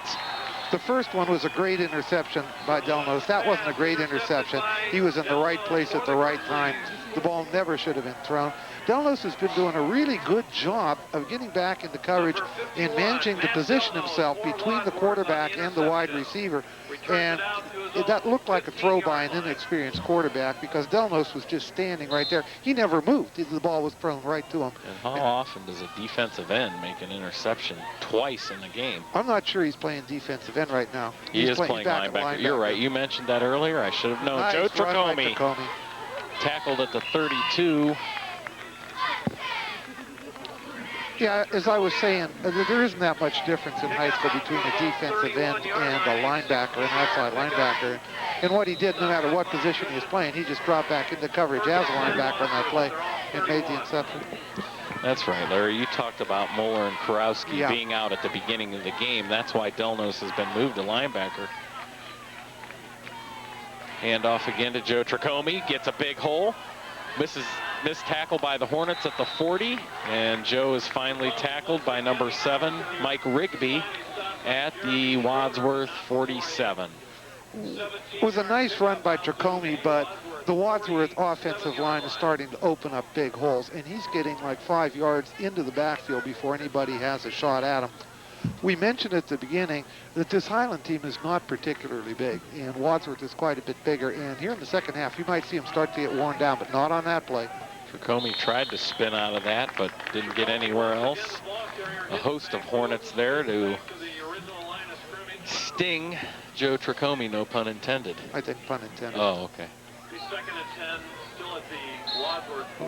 So far, this has been a very quick third quarter. The second quarter was quite long because of all the passing that was going on and the scoring that took place, particularly by Wadsworth passing. But this one, both sides are just running the ball. One of the linemen got through, and Hoover did a nice job getting away from it. Boo, just wide open at the sideline. He was just camped out like he's in right field and made the catch. Well, what's that old story? You live by the blitz, you die by the blitz. Highland had so many people coming, and they had so many shots. Adam Snook. Hoover managed to get away from them. And then when he did, I mean, Vujis was just standing back there because the people who were supposed to be covering were trying to tackle the quarterback. So with a blitz like that, if you don't get the quarterback, you're very, very vulnerable. Hoover gives to Joe Tricome around the right end at the first down marker. Still not brought down, now he is. Another nice run by Tricome for about 10 yards. And Wadsworth is now starting to do whatever they want to do. 15-yard pickup. This offense can wear down a defense in a hurry. Yeah, they've got so many things that they can throw at you, particularly with the emergence as Tricome is a really first-rate running back. You don't know what to do. So it's a 1st and 10. I don't know if Wadsworth can pick up a first down without scoring or not. Joe Tricome fell down in the backfield. Hoover keeping the ball, goes into the end zone, but there is a flag on the play. Nice run. Hoover scrambling out of the pocket. Don't know if he intended to hand that off to Tricome, but he tripped in the backfield. And I think Hoover smartly realized he couldn't get up. Holding on Wadsworth. I didn't see that, but you're right. even though it's not going to show up on the stats, Hoover did a fine job of recognizing, hey, whatever I had isn't there. Let's take off. And it was a really nice 10-yard run into the end zone. But it's going to come back, and the ball is going to, they're spotting the ball on the 20-yard line, so it's a 10-yard holding penalty. I think that was a run play intended as a handoff to Tricomie. He fell, and Hoover realized he couldn't get up quick enough to pick up the ball, so he ran with it himself. Penalty. First and goal on the 20. Hoover, pop pass over the middle to Chris Brink. Touchdown, Chris Brink. We haven't called Chris's name a lot tonight because, number one, he's been covered. Number two, he's been playing some defense because people are out, but that was a very nice 20-yard pass play. It capped off a 67-yard drive, I believe. Chris Brink's 13th touchdown of the season. And what's so impressive about Chris is his average per catch. I don't know what it is. 20 yards 20 per yards catch. per catch. There was 20 yards right there. Galpert, or I should say Hanna, could not get a good hold on that snap. Therefore, the kick was not even attempted. And that's probably the first time we've seen Jeff Hanna this season. I think it's the second one. But you got to give Hanna in the center a lot of credit. They've just done an outstanding job. And I think the fact that they muffed that one emphasizes how well that Hanna has done all year long in getting the ball down. So it's unfortunate, but no extra point. The Wadsworth goes up 30-7, and if Highland was in a deep hole when they came out in the second half, they're in a lot deeper hole now. And they had everything going for them in that last drive. They had the interception. They got the ball in good field position. They had a nice drive going down until the sophomore threw the interception. And that's got to be kind of crushing to this Highland team to turn the ball over and have Wadsworth march right down the field and go up by another 6 points. 26 touchdown passes on the year for Mike Hoover. Hey, if you people wonder how impressive that is, if you've got the stats here, John, take a look at who in the area is second in number of touchdown passes thrown. I don't think anybody in Northeast Ohio has more than 12, and he's got 26. So it's just awesome what Hoover's been doing. Line drive kick caught by Greg Wolney. About a 12-yard return by Wolney. 12-yard return after about a 40-yard punt. So that'll bring up 1st and 10 for Highland. They're spotting the ball on the 32-yard line. And let's see what Highland tries now. Sir Lewis is coming out as quarterback once again. And this is, again, it's a time if Highland has anything in their playbook that they think is going to work, they've got to try it now, because if not, they're going to run out of time. They're not a team that can score quickly, and they're going to need 4 scores to win this game. Wadsworth stacking the line with defenders. Price. Delnos runs him down, and Pat McCarthy was there to help Matt Delnos on the tackle. Boy, Delnos at linebacker, Larry, that's looking pretty good for the Grizzlies. These next 2 games they have coming up, pretty tough games. Cloverleaf Copley may not be bad to keep Matt there at the linebacker position. He's been doing a good job tonight. Pat McCarthy made a big hit at the end of that play. There was a pickup of 5 on the play. And number 45, Jeff Price, has been getting some pretty good yards running the ball. Of course, he is their premier runner. Oh, Highland coach is calling for a timeout. There's something they didn't like. And so Highland takes a timeout with 4:39 to go in the 3rd quarter. Of course, this is the last away game of the season. You look at the Wadsworth Grizzlies schedule, only 2 regular season games remaining. Both games at Artwright Stadium. A tough contest next week against the Cloverleaf Colts, who are, we've mentioned it many times, not nearly as bad as their record shows. Yeah, they would stack up against a lot of teams in the state with better records.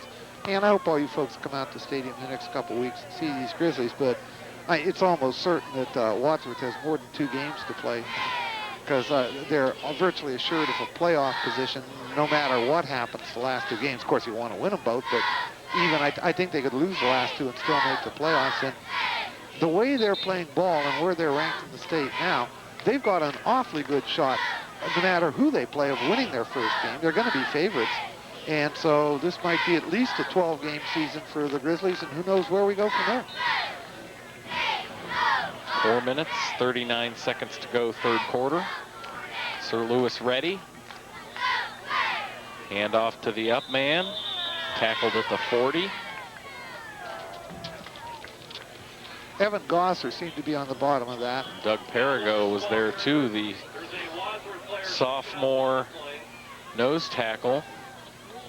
Referees call a timeout. A Wadsworth player seems to be injured. I think it's number It is 76. Doug Perigo. He was on the bottom of the pile there. Doesn't look like he's seriously injured. He's up and walking to the side, talking to the coaches, but of course they're going to stop play on that. And with Perigo going out, he has to go out for a play. Ian Formas is coming back in to take his place. So you can see Perigo is walking off the field. And when play starts again, it'll be third down and about 3 for Highland on the 40-yard line. Can't tell what's wrong with Perigo. He's walking off under his own steam. It looks like he's cradling his right shoulder a little bit. I don't know. We can't tell. Don't speculate on it. So 3rd and 3 Highland.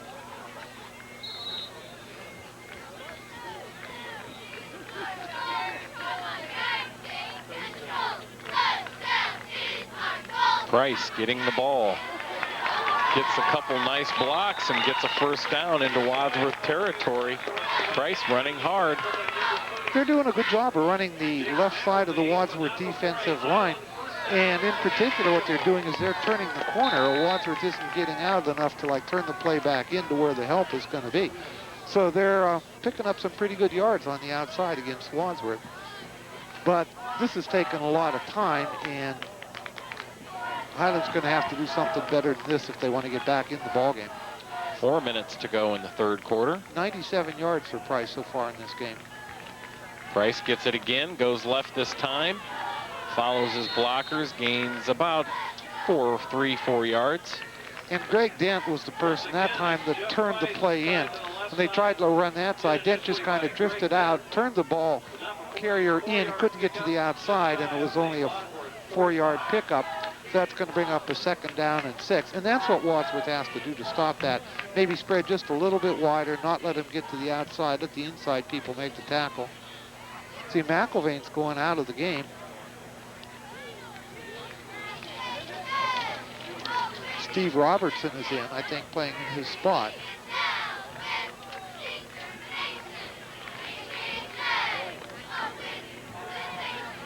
Price, the ball carrier again. He's tackled. Well, you got to give a lot of Chris credit. Brink made the tackle, but Pat McCarthy was in the backfield to bust the whole thing up. That was going to be one of these fake this way, fake that way, and McCarthy wasn't buying any of it.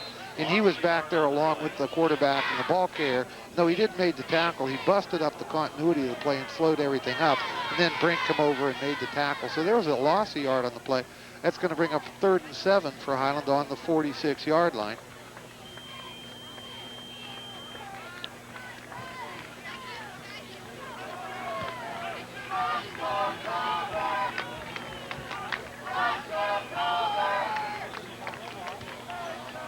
Sir Lewis to Price again. Price running hard, fumbles the ball. Jeff Hanna dives on top of it and recovers it for Wadsworth. So Hanna's going to get... No, they're going to call him down. That's a questionable call, because what was happening as the ball carrier was going down, he was hit, and it looked to me that the ball popped out before his knees touched the ground. I don't know if we could see that again or not, but it's going to be short of the first down. It's going to bring up a 4th and 2, and Highland looks like they're going to go for it, and they've got no reason not to. But that was an awfully close call, whether or not the ball popped out before he went down, because the second person that hit him that jarred the ball loose. But Highland's going for it, not surprisingly, 4th and 2. As far as Highland's concerned, this is probably the whole ball game right here.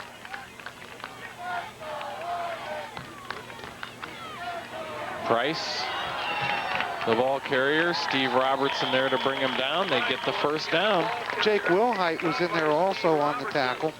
And that was a nice carry, just what they needed. It looks like when they need the yardage, they're going to go to the left side of the Wadsworth offensive line.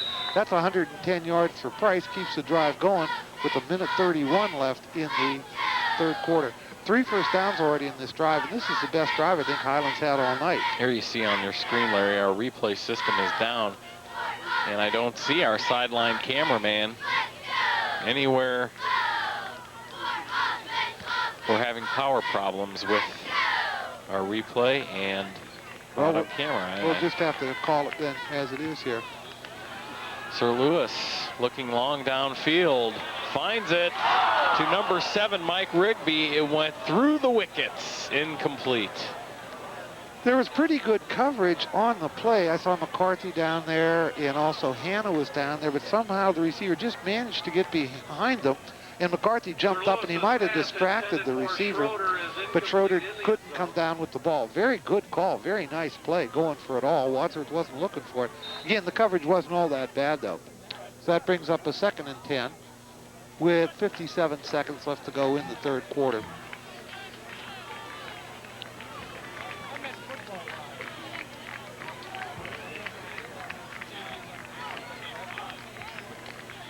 Bryce again, the ball carrier, looking for some help. Can't get any. Ian Formas brings him down.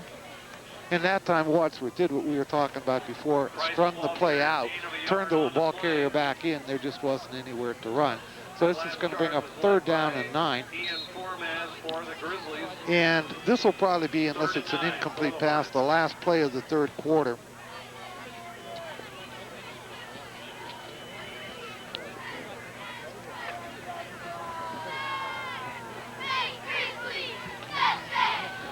.20 seconds and counting in the 3rd quarter. Ryan Sir Lewis, sophomore quarterback for the Hornets. Fakes the handoff, he's in trouble. And there's a number of players. Evan Gosser was the lead. Formas was there too. They were looking for that. They've run that play about 1 time too often. And the line just shifted over and made the tackle. That's the end of the 3rd quarter with the score, Wadsworth 30, Highland 7. Here's the 3rd quarter stats that I've got as far as Wadsworth is concerned. Not too much different from the last time we talked to people. Hoover, 8 of 17, 138 yards and 1 TD. Tracomie, 15 carries, 154 yards and 3 touchdowns. He's also had 3 catches for 53. Chris Hawkins hasn't carried the ball yet, 5 for 51. And 20-yard touchdown pass to Chris Brink was the big play as far as Wadsworth was concerned in the 3rd quarter. There have been 4 penalties against Wadsworth for 35 yards, and Wadsworth has had 12 first downs. Here are the stats for Highland. Quarterback, the first half, Walkowski had 5 attempts, 2 completions, but then they brought in Sir Lewis as a quarterback, who's had 1 completion. The big story, though, is Jeff Price running the ball. He's had 16 carries for 111 yards and 1 touchdown.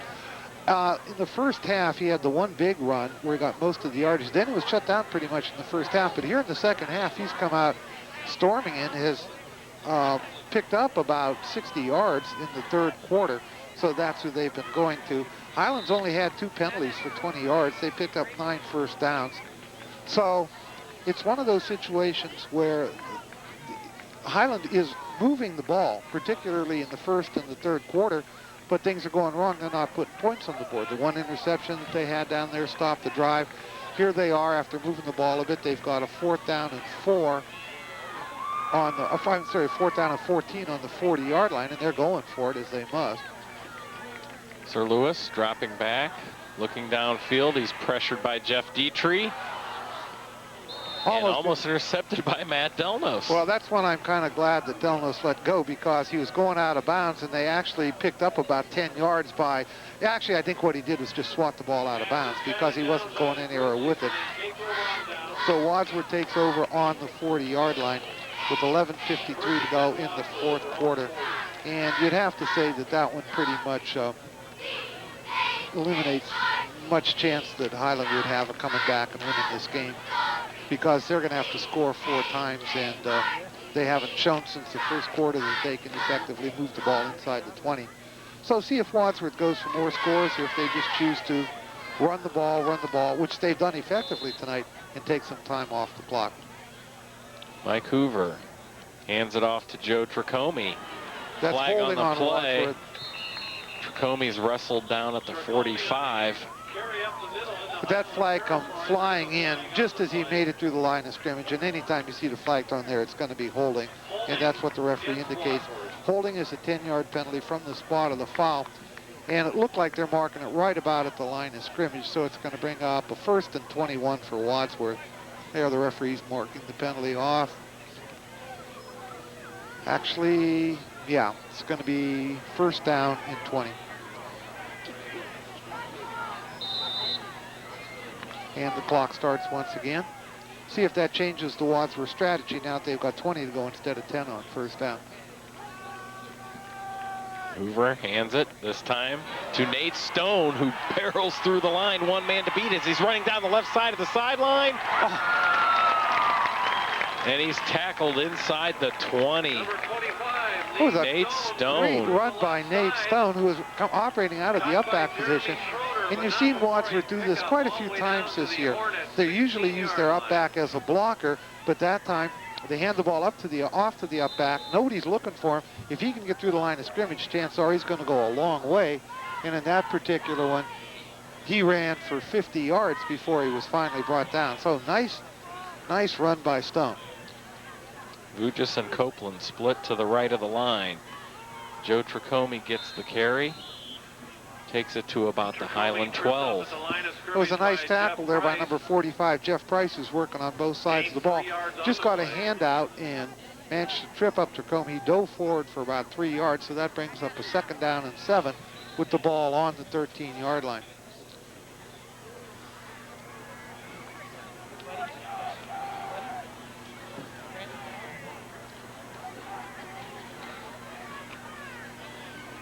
That give is to Stone again, I think. Yeah, Nate Stone. What happened is Hoover looked like he was pitching the ball wide to Tricome and then tucked the ball back down and gave it to Stone. And the only reason Stone didn't score is because when he came past the line of scrimmage, he was kind of like stumbling, and he stumbled all the way down until he fell.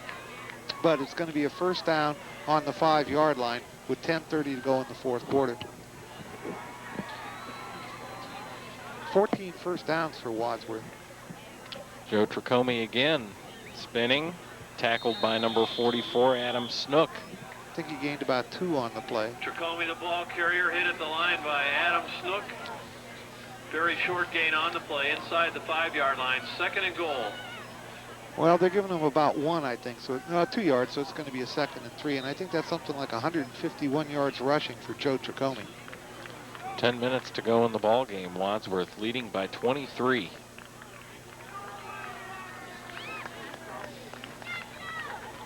Hoover keeps it himself, looking for the corner of the end zone, dives at the pylon, does not get in.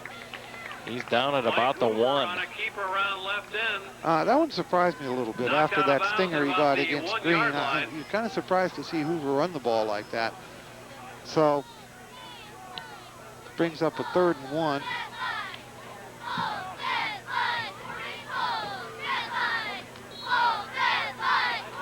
Number 1, junior Mike Valiante ran that play in. He's at receiver.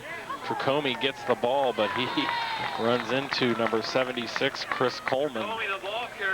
Well, the Highland defense is really stacked up in the middle. They faked the ball to Stone, and Stone got hit as bad as Tricome did. Lost a yard or 2. And that's going to bring up a 4th down and 4th and goal at the 2. And it looks like Wadsworth's going to go for it. They're not going to try the field goal in this particular case. You have Stone and Tricome in the backfield. You got to feel, though, that Hoover's going to throw for the touchdown. Not Kopler. run it. Nope. And Tricome. And he's stuck. He did not get it. Did not get his. That was a very nice defensive series by the Highland Hornets, and in particular Jeff Price, who made the hit on that one. So Wadsworth had 4 shots from inside the 5 and couldn't push it in. And that was the first team Wadsworth offense that was running down there. Hornets take over on downs at their own 1-yard line. So Highland takes over, 99 yards to go for the touchdown. 9 minutes to go in the game. Sir Lewis late on the field. There he is, number 10. And they stopped the clock. So they started the clock, then they stopped it when the quarterback came out on the field, and the clock is stopped now. I think they're going to let some time run off, let the play run before they start the clock again, because it shouldn't have started after the change in possession. That's what they're calling. Now the clock's running again.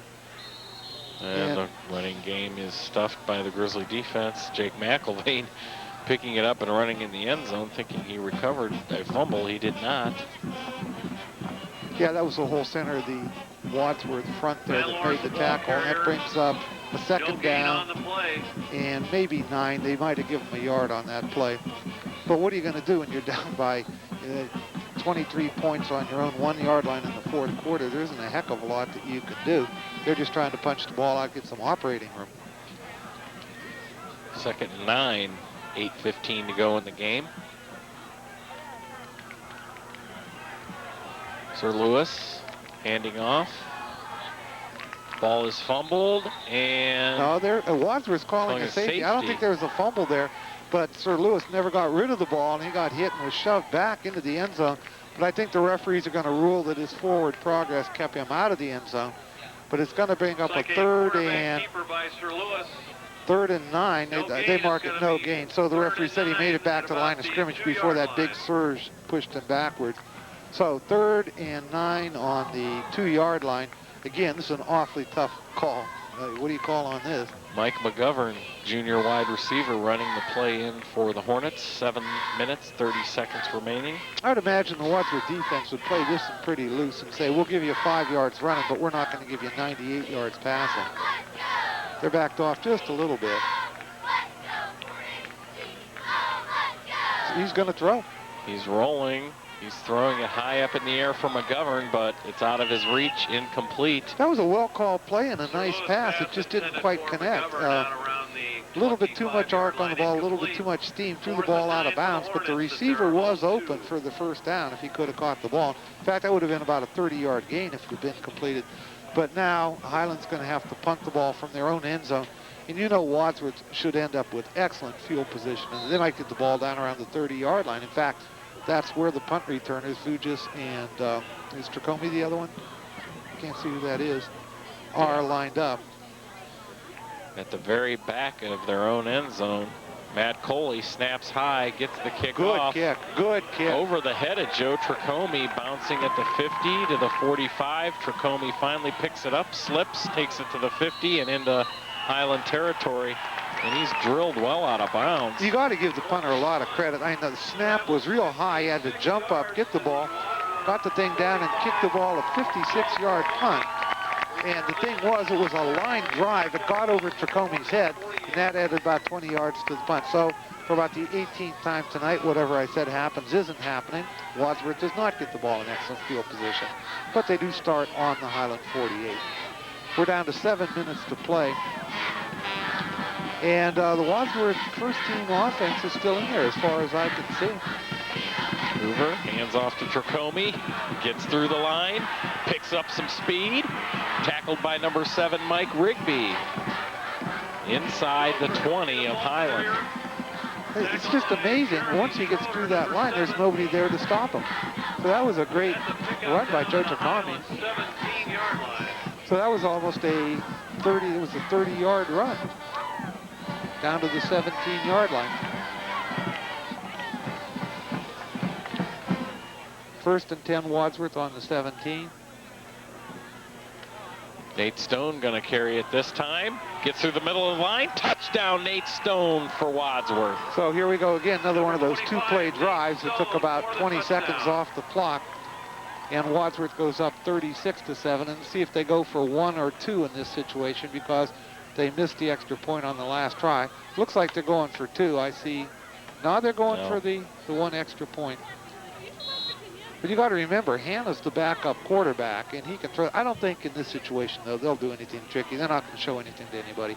But Jeff Hannah is an outstanding passer. An outstanding holder on these kicks. Gets it down. Kick is up and good. 6:30 left. 37-7. Grizzlies gonna win another ball game here tonight. And they'll go to 8-0 overall and 5-0 in the Suburban League. And some of the Highland had a wonderful turnout of fans here tonight. You got to give them credit. You know, 2 and 5 team, it might be easy to get down on them, but beautiful night for football. A lot of people here watching the game. They're starting to file towards the exit here.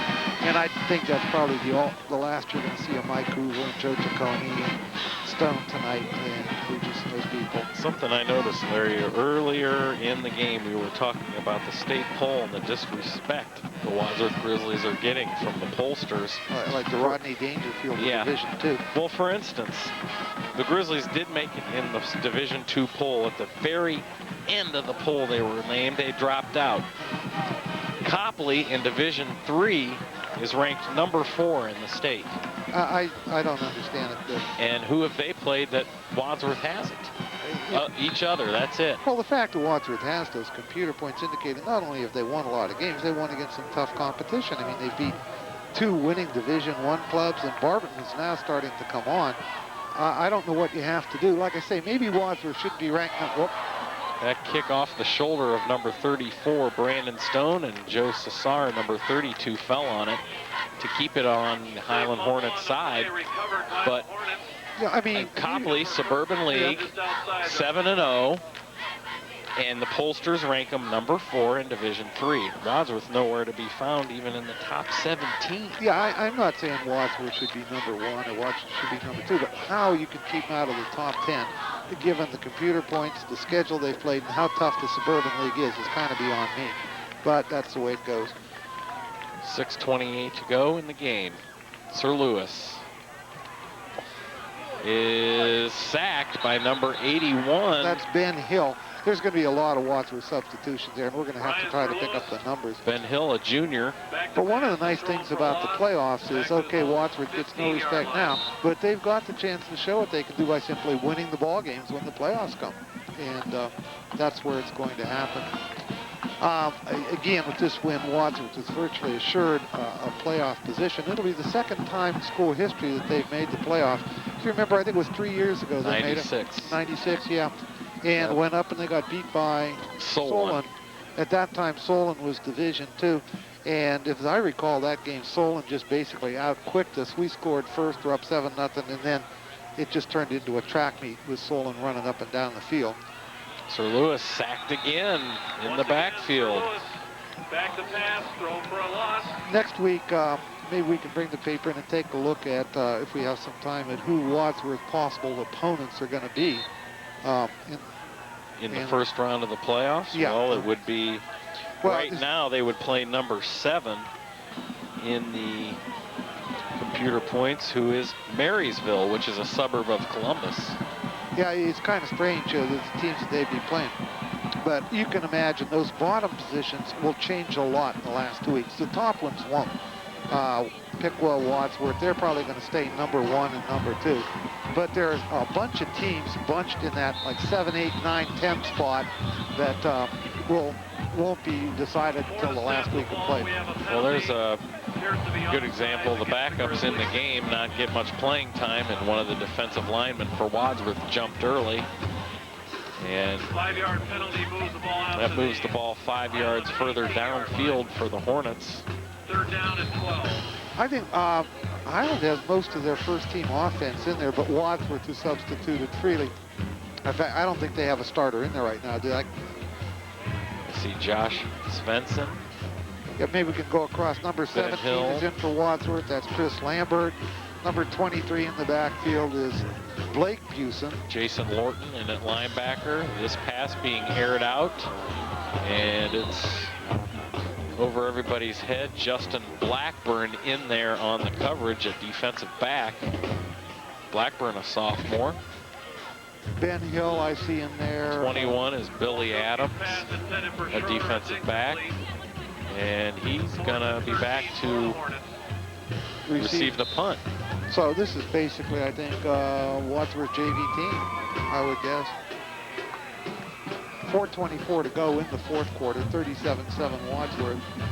Line drive kick, and that's putting it mildly. And Billy Adams is going to let it roll down. I don't think that ball got more than 8 feet off the ground from the time it left the punter's foot.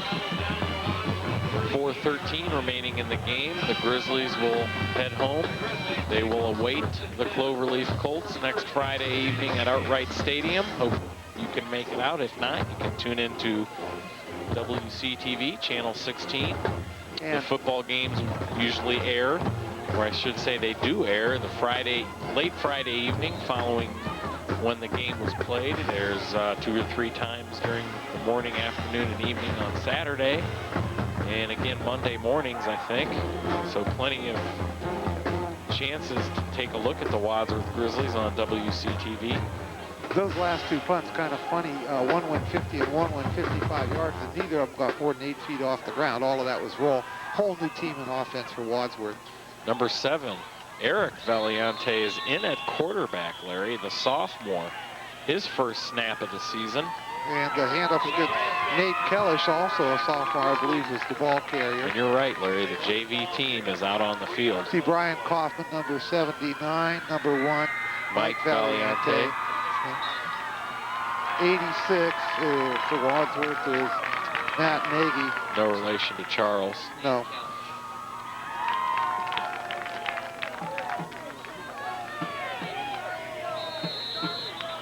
You know, referring to that, there was a line by Jay Leno that I thought was pretty funny. There are 6 billion people in the world. The Indians can't find one that can pitch. Bartolo Colon can't pitch. Well, two out of 6 billion. That's going to bring up 3rd down and 7 for Wadsworth. And coming in the game, number 21, Billy Adams now on offense. And wide receiver, I see number 5, Justin Blackburn. These are all sophomores. That's virtually an all-sophomore team that you have out there. 3rd and 7, 3 minutes to go. Number 40, Nate Kellish, the sophomore tailback, got the carry. And Wadsworth is going to have to punt the ball, but it's great to see these kids get in. I mean, they practice hard and deserve their shots to play. The big story for Wadsworth tonight, I think, has to be Joe Tricome. The final stats on him: carried the ball 25 times for 194 yards and 3 touchdowns. And he also had 53 yards in receptions. So that's quite a night for Mr. Tricome. Justin Blackburn, the sophomore, back to punt for the Grizzlies. He wants to call timeout, gets it from the referee. There are only 10 players on the field. Interesting, you can punt the ball with 10 players on the field. You don't need, all you need is 7. Yeah, no, you gotta have 7 people on the line of scrimmage. But other than that, you're not allowed to have 12 on there. You can play with fewer if you want to. So you can have as little as 8. As little as 8. Yeah, you have to have 7 on the line and a punter. And yeah, 1 in the punt. But so there really wasn't even any need to call timeout. But that was a smart move that he did, because you don't want to punt with less people than you think on the field. But 2 minutes and 23 seconds to go. I think one of the things about Tricome's performance tonight that was kind of impressive to me was the fact that in that first quarter, when they were stopping Hoover, particularly with the blitzes, he came up and started running the ball and forced them to concentrate not only on Hoover but also on the run. I think that was very important. Then Hoover got rolling.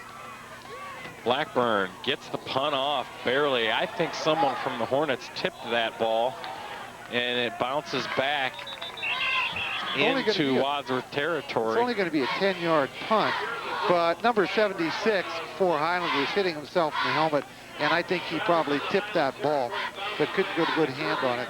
So Highland's going to take over 1st and 10, 47-yard line of Wadsworth, and there's 2 minutes and 13 seconds left to go.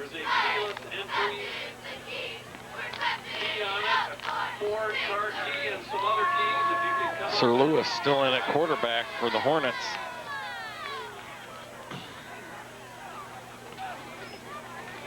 He's going to throw, looks for McGovern, finds him. Nice catch by McGovern, but he's gang tackled at the 39 of Wadsworth with 2:01 left in the 4th quarter. It's McGovern's 3rd catch, a 9-yard pickup, so it's going to bring up 2nd down and 1. So Highland isn't rolling over and playing dead here. They want to move the ball downfield, and they want to score again to make it a little more respectable. Once again, if you look at the Wadsworth defense, it's basically sophomores in there. And they're playing a little bit looser than the first team did, dropping off just a little bit. Well, now they're coming up. Sir Lewis looking to throw again, long downfield. Number 7 is there. He makes the catch. Touchdown Highland, Mike Rigby. Blake Busen had good position on that, but I think the problem was that he was just taller than Busen and went up and wrestled the ball away. So that's kind of surprising. That looked like a Wadsworth touchdown drive there. 3 plays, 2 plays, and 15 seconds. You run off the clock or whatever. So that makes it 37-13 Highland.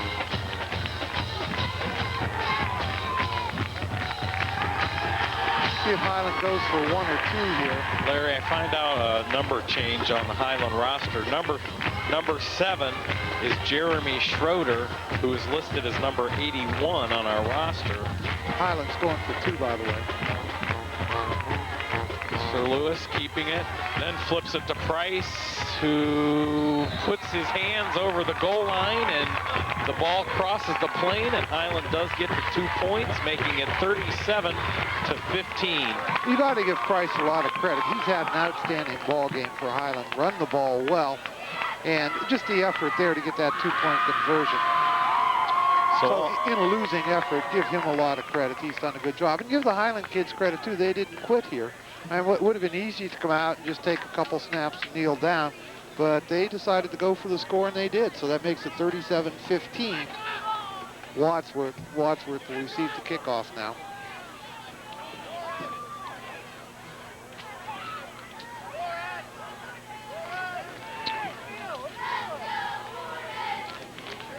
So the Grizzlies will remain at the top of the Suburban League standings. As I said, 8-0 overall. 2 big games coming up. Wadsworth is almost like they're looking for an onside kick here.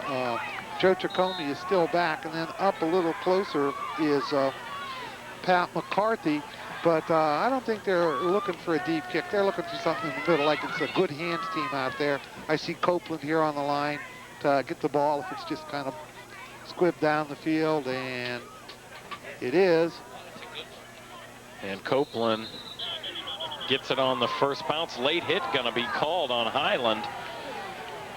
Couple extracurricular activities there after Copeland that dived on the ball. Well, that's an effective type of onside kick. Instead of dribbling the ball down the middle, they just kind of shanked it up in the air into like a dead zone somewhere in the flat and hope that the Highland people can get there. Yeah, it takes a bounce, or the Highland people get there first. And Wadsworth was kind of waiting for it that time. They just surrounded the ball. Copeland actually recovered it, and then he was hit late, 15-yard penalty. So they're marking it off from the 30. It's going to put the ball on the 45-yard line. And it'll be 1st and 10 Wadsworth from the 45.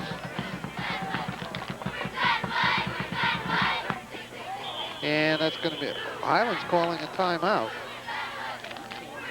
With a minute 23 left, Highland calls the timeout, and I find that one a little hard to understand, but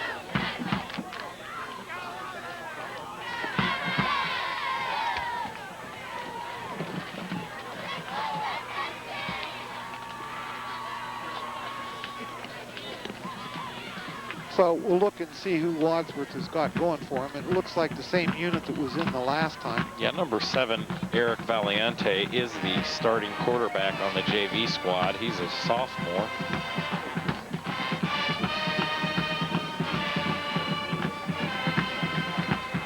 .123 remaining in the game. Referee, hand up.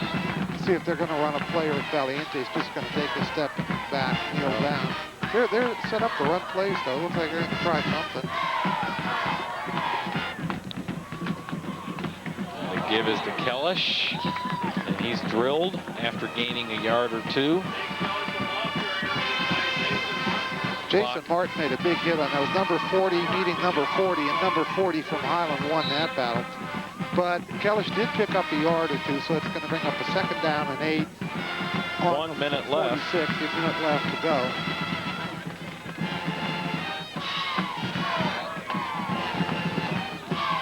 And the ball. Tom Eaton, number 41, carried the ball on that trap play. And that's been working for them, and it works mainly because Highland's concentrating on the deep back, and the up back gets the ball, and that kind of thing happens. We're down to less than 30 seconds to play now, so I don't know if Highland has a timeout, but if this is a running play, it's going to be the last play of the game.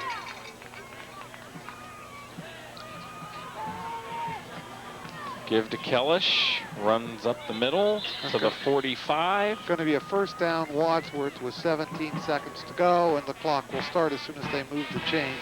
Oh, they're moving it back now. Now they're calling the first down for Wadsworth, and the clock is running, and that'll take care of things for tonight. Grizzlies 8-0 now, 4-0 in the Suburban League. The Highland Hornets will fall 2-6. 2-6 and 1-4 in the Suburban League.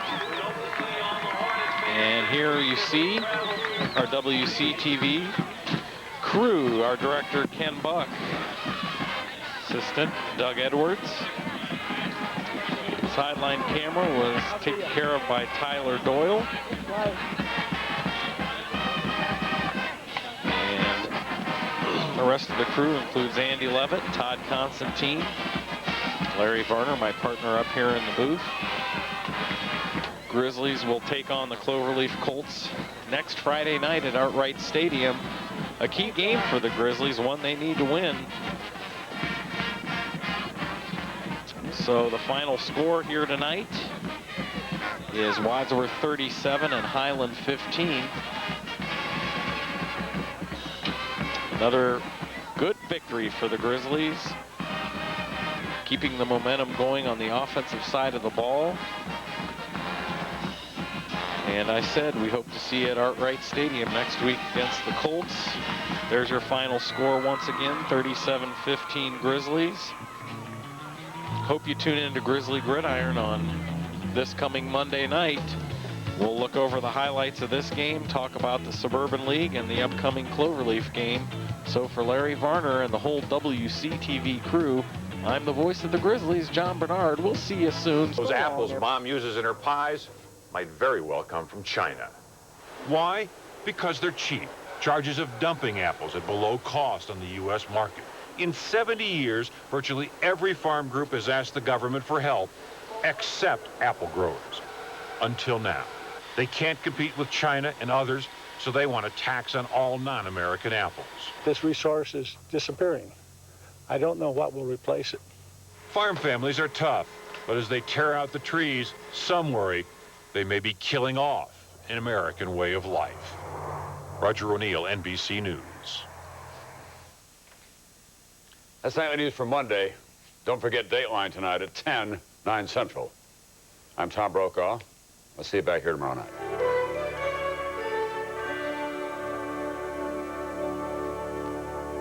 NBC Tonight. A mother, a daughter, one dead boyfriend. You couldn't keep your hands off him, could you? Both women wanted him, but which one killed him? The adventure begins with you. Home Improvement's Patricia Richardson as you've never seen her before. No way in hell are you talking to my daughter again. Law and Order Special Victims Unit tonight at 9, 8 Central on NBC. I used to get headaches. Pounding, jackhammer headaches.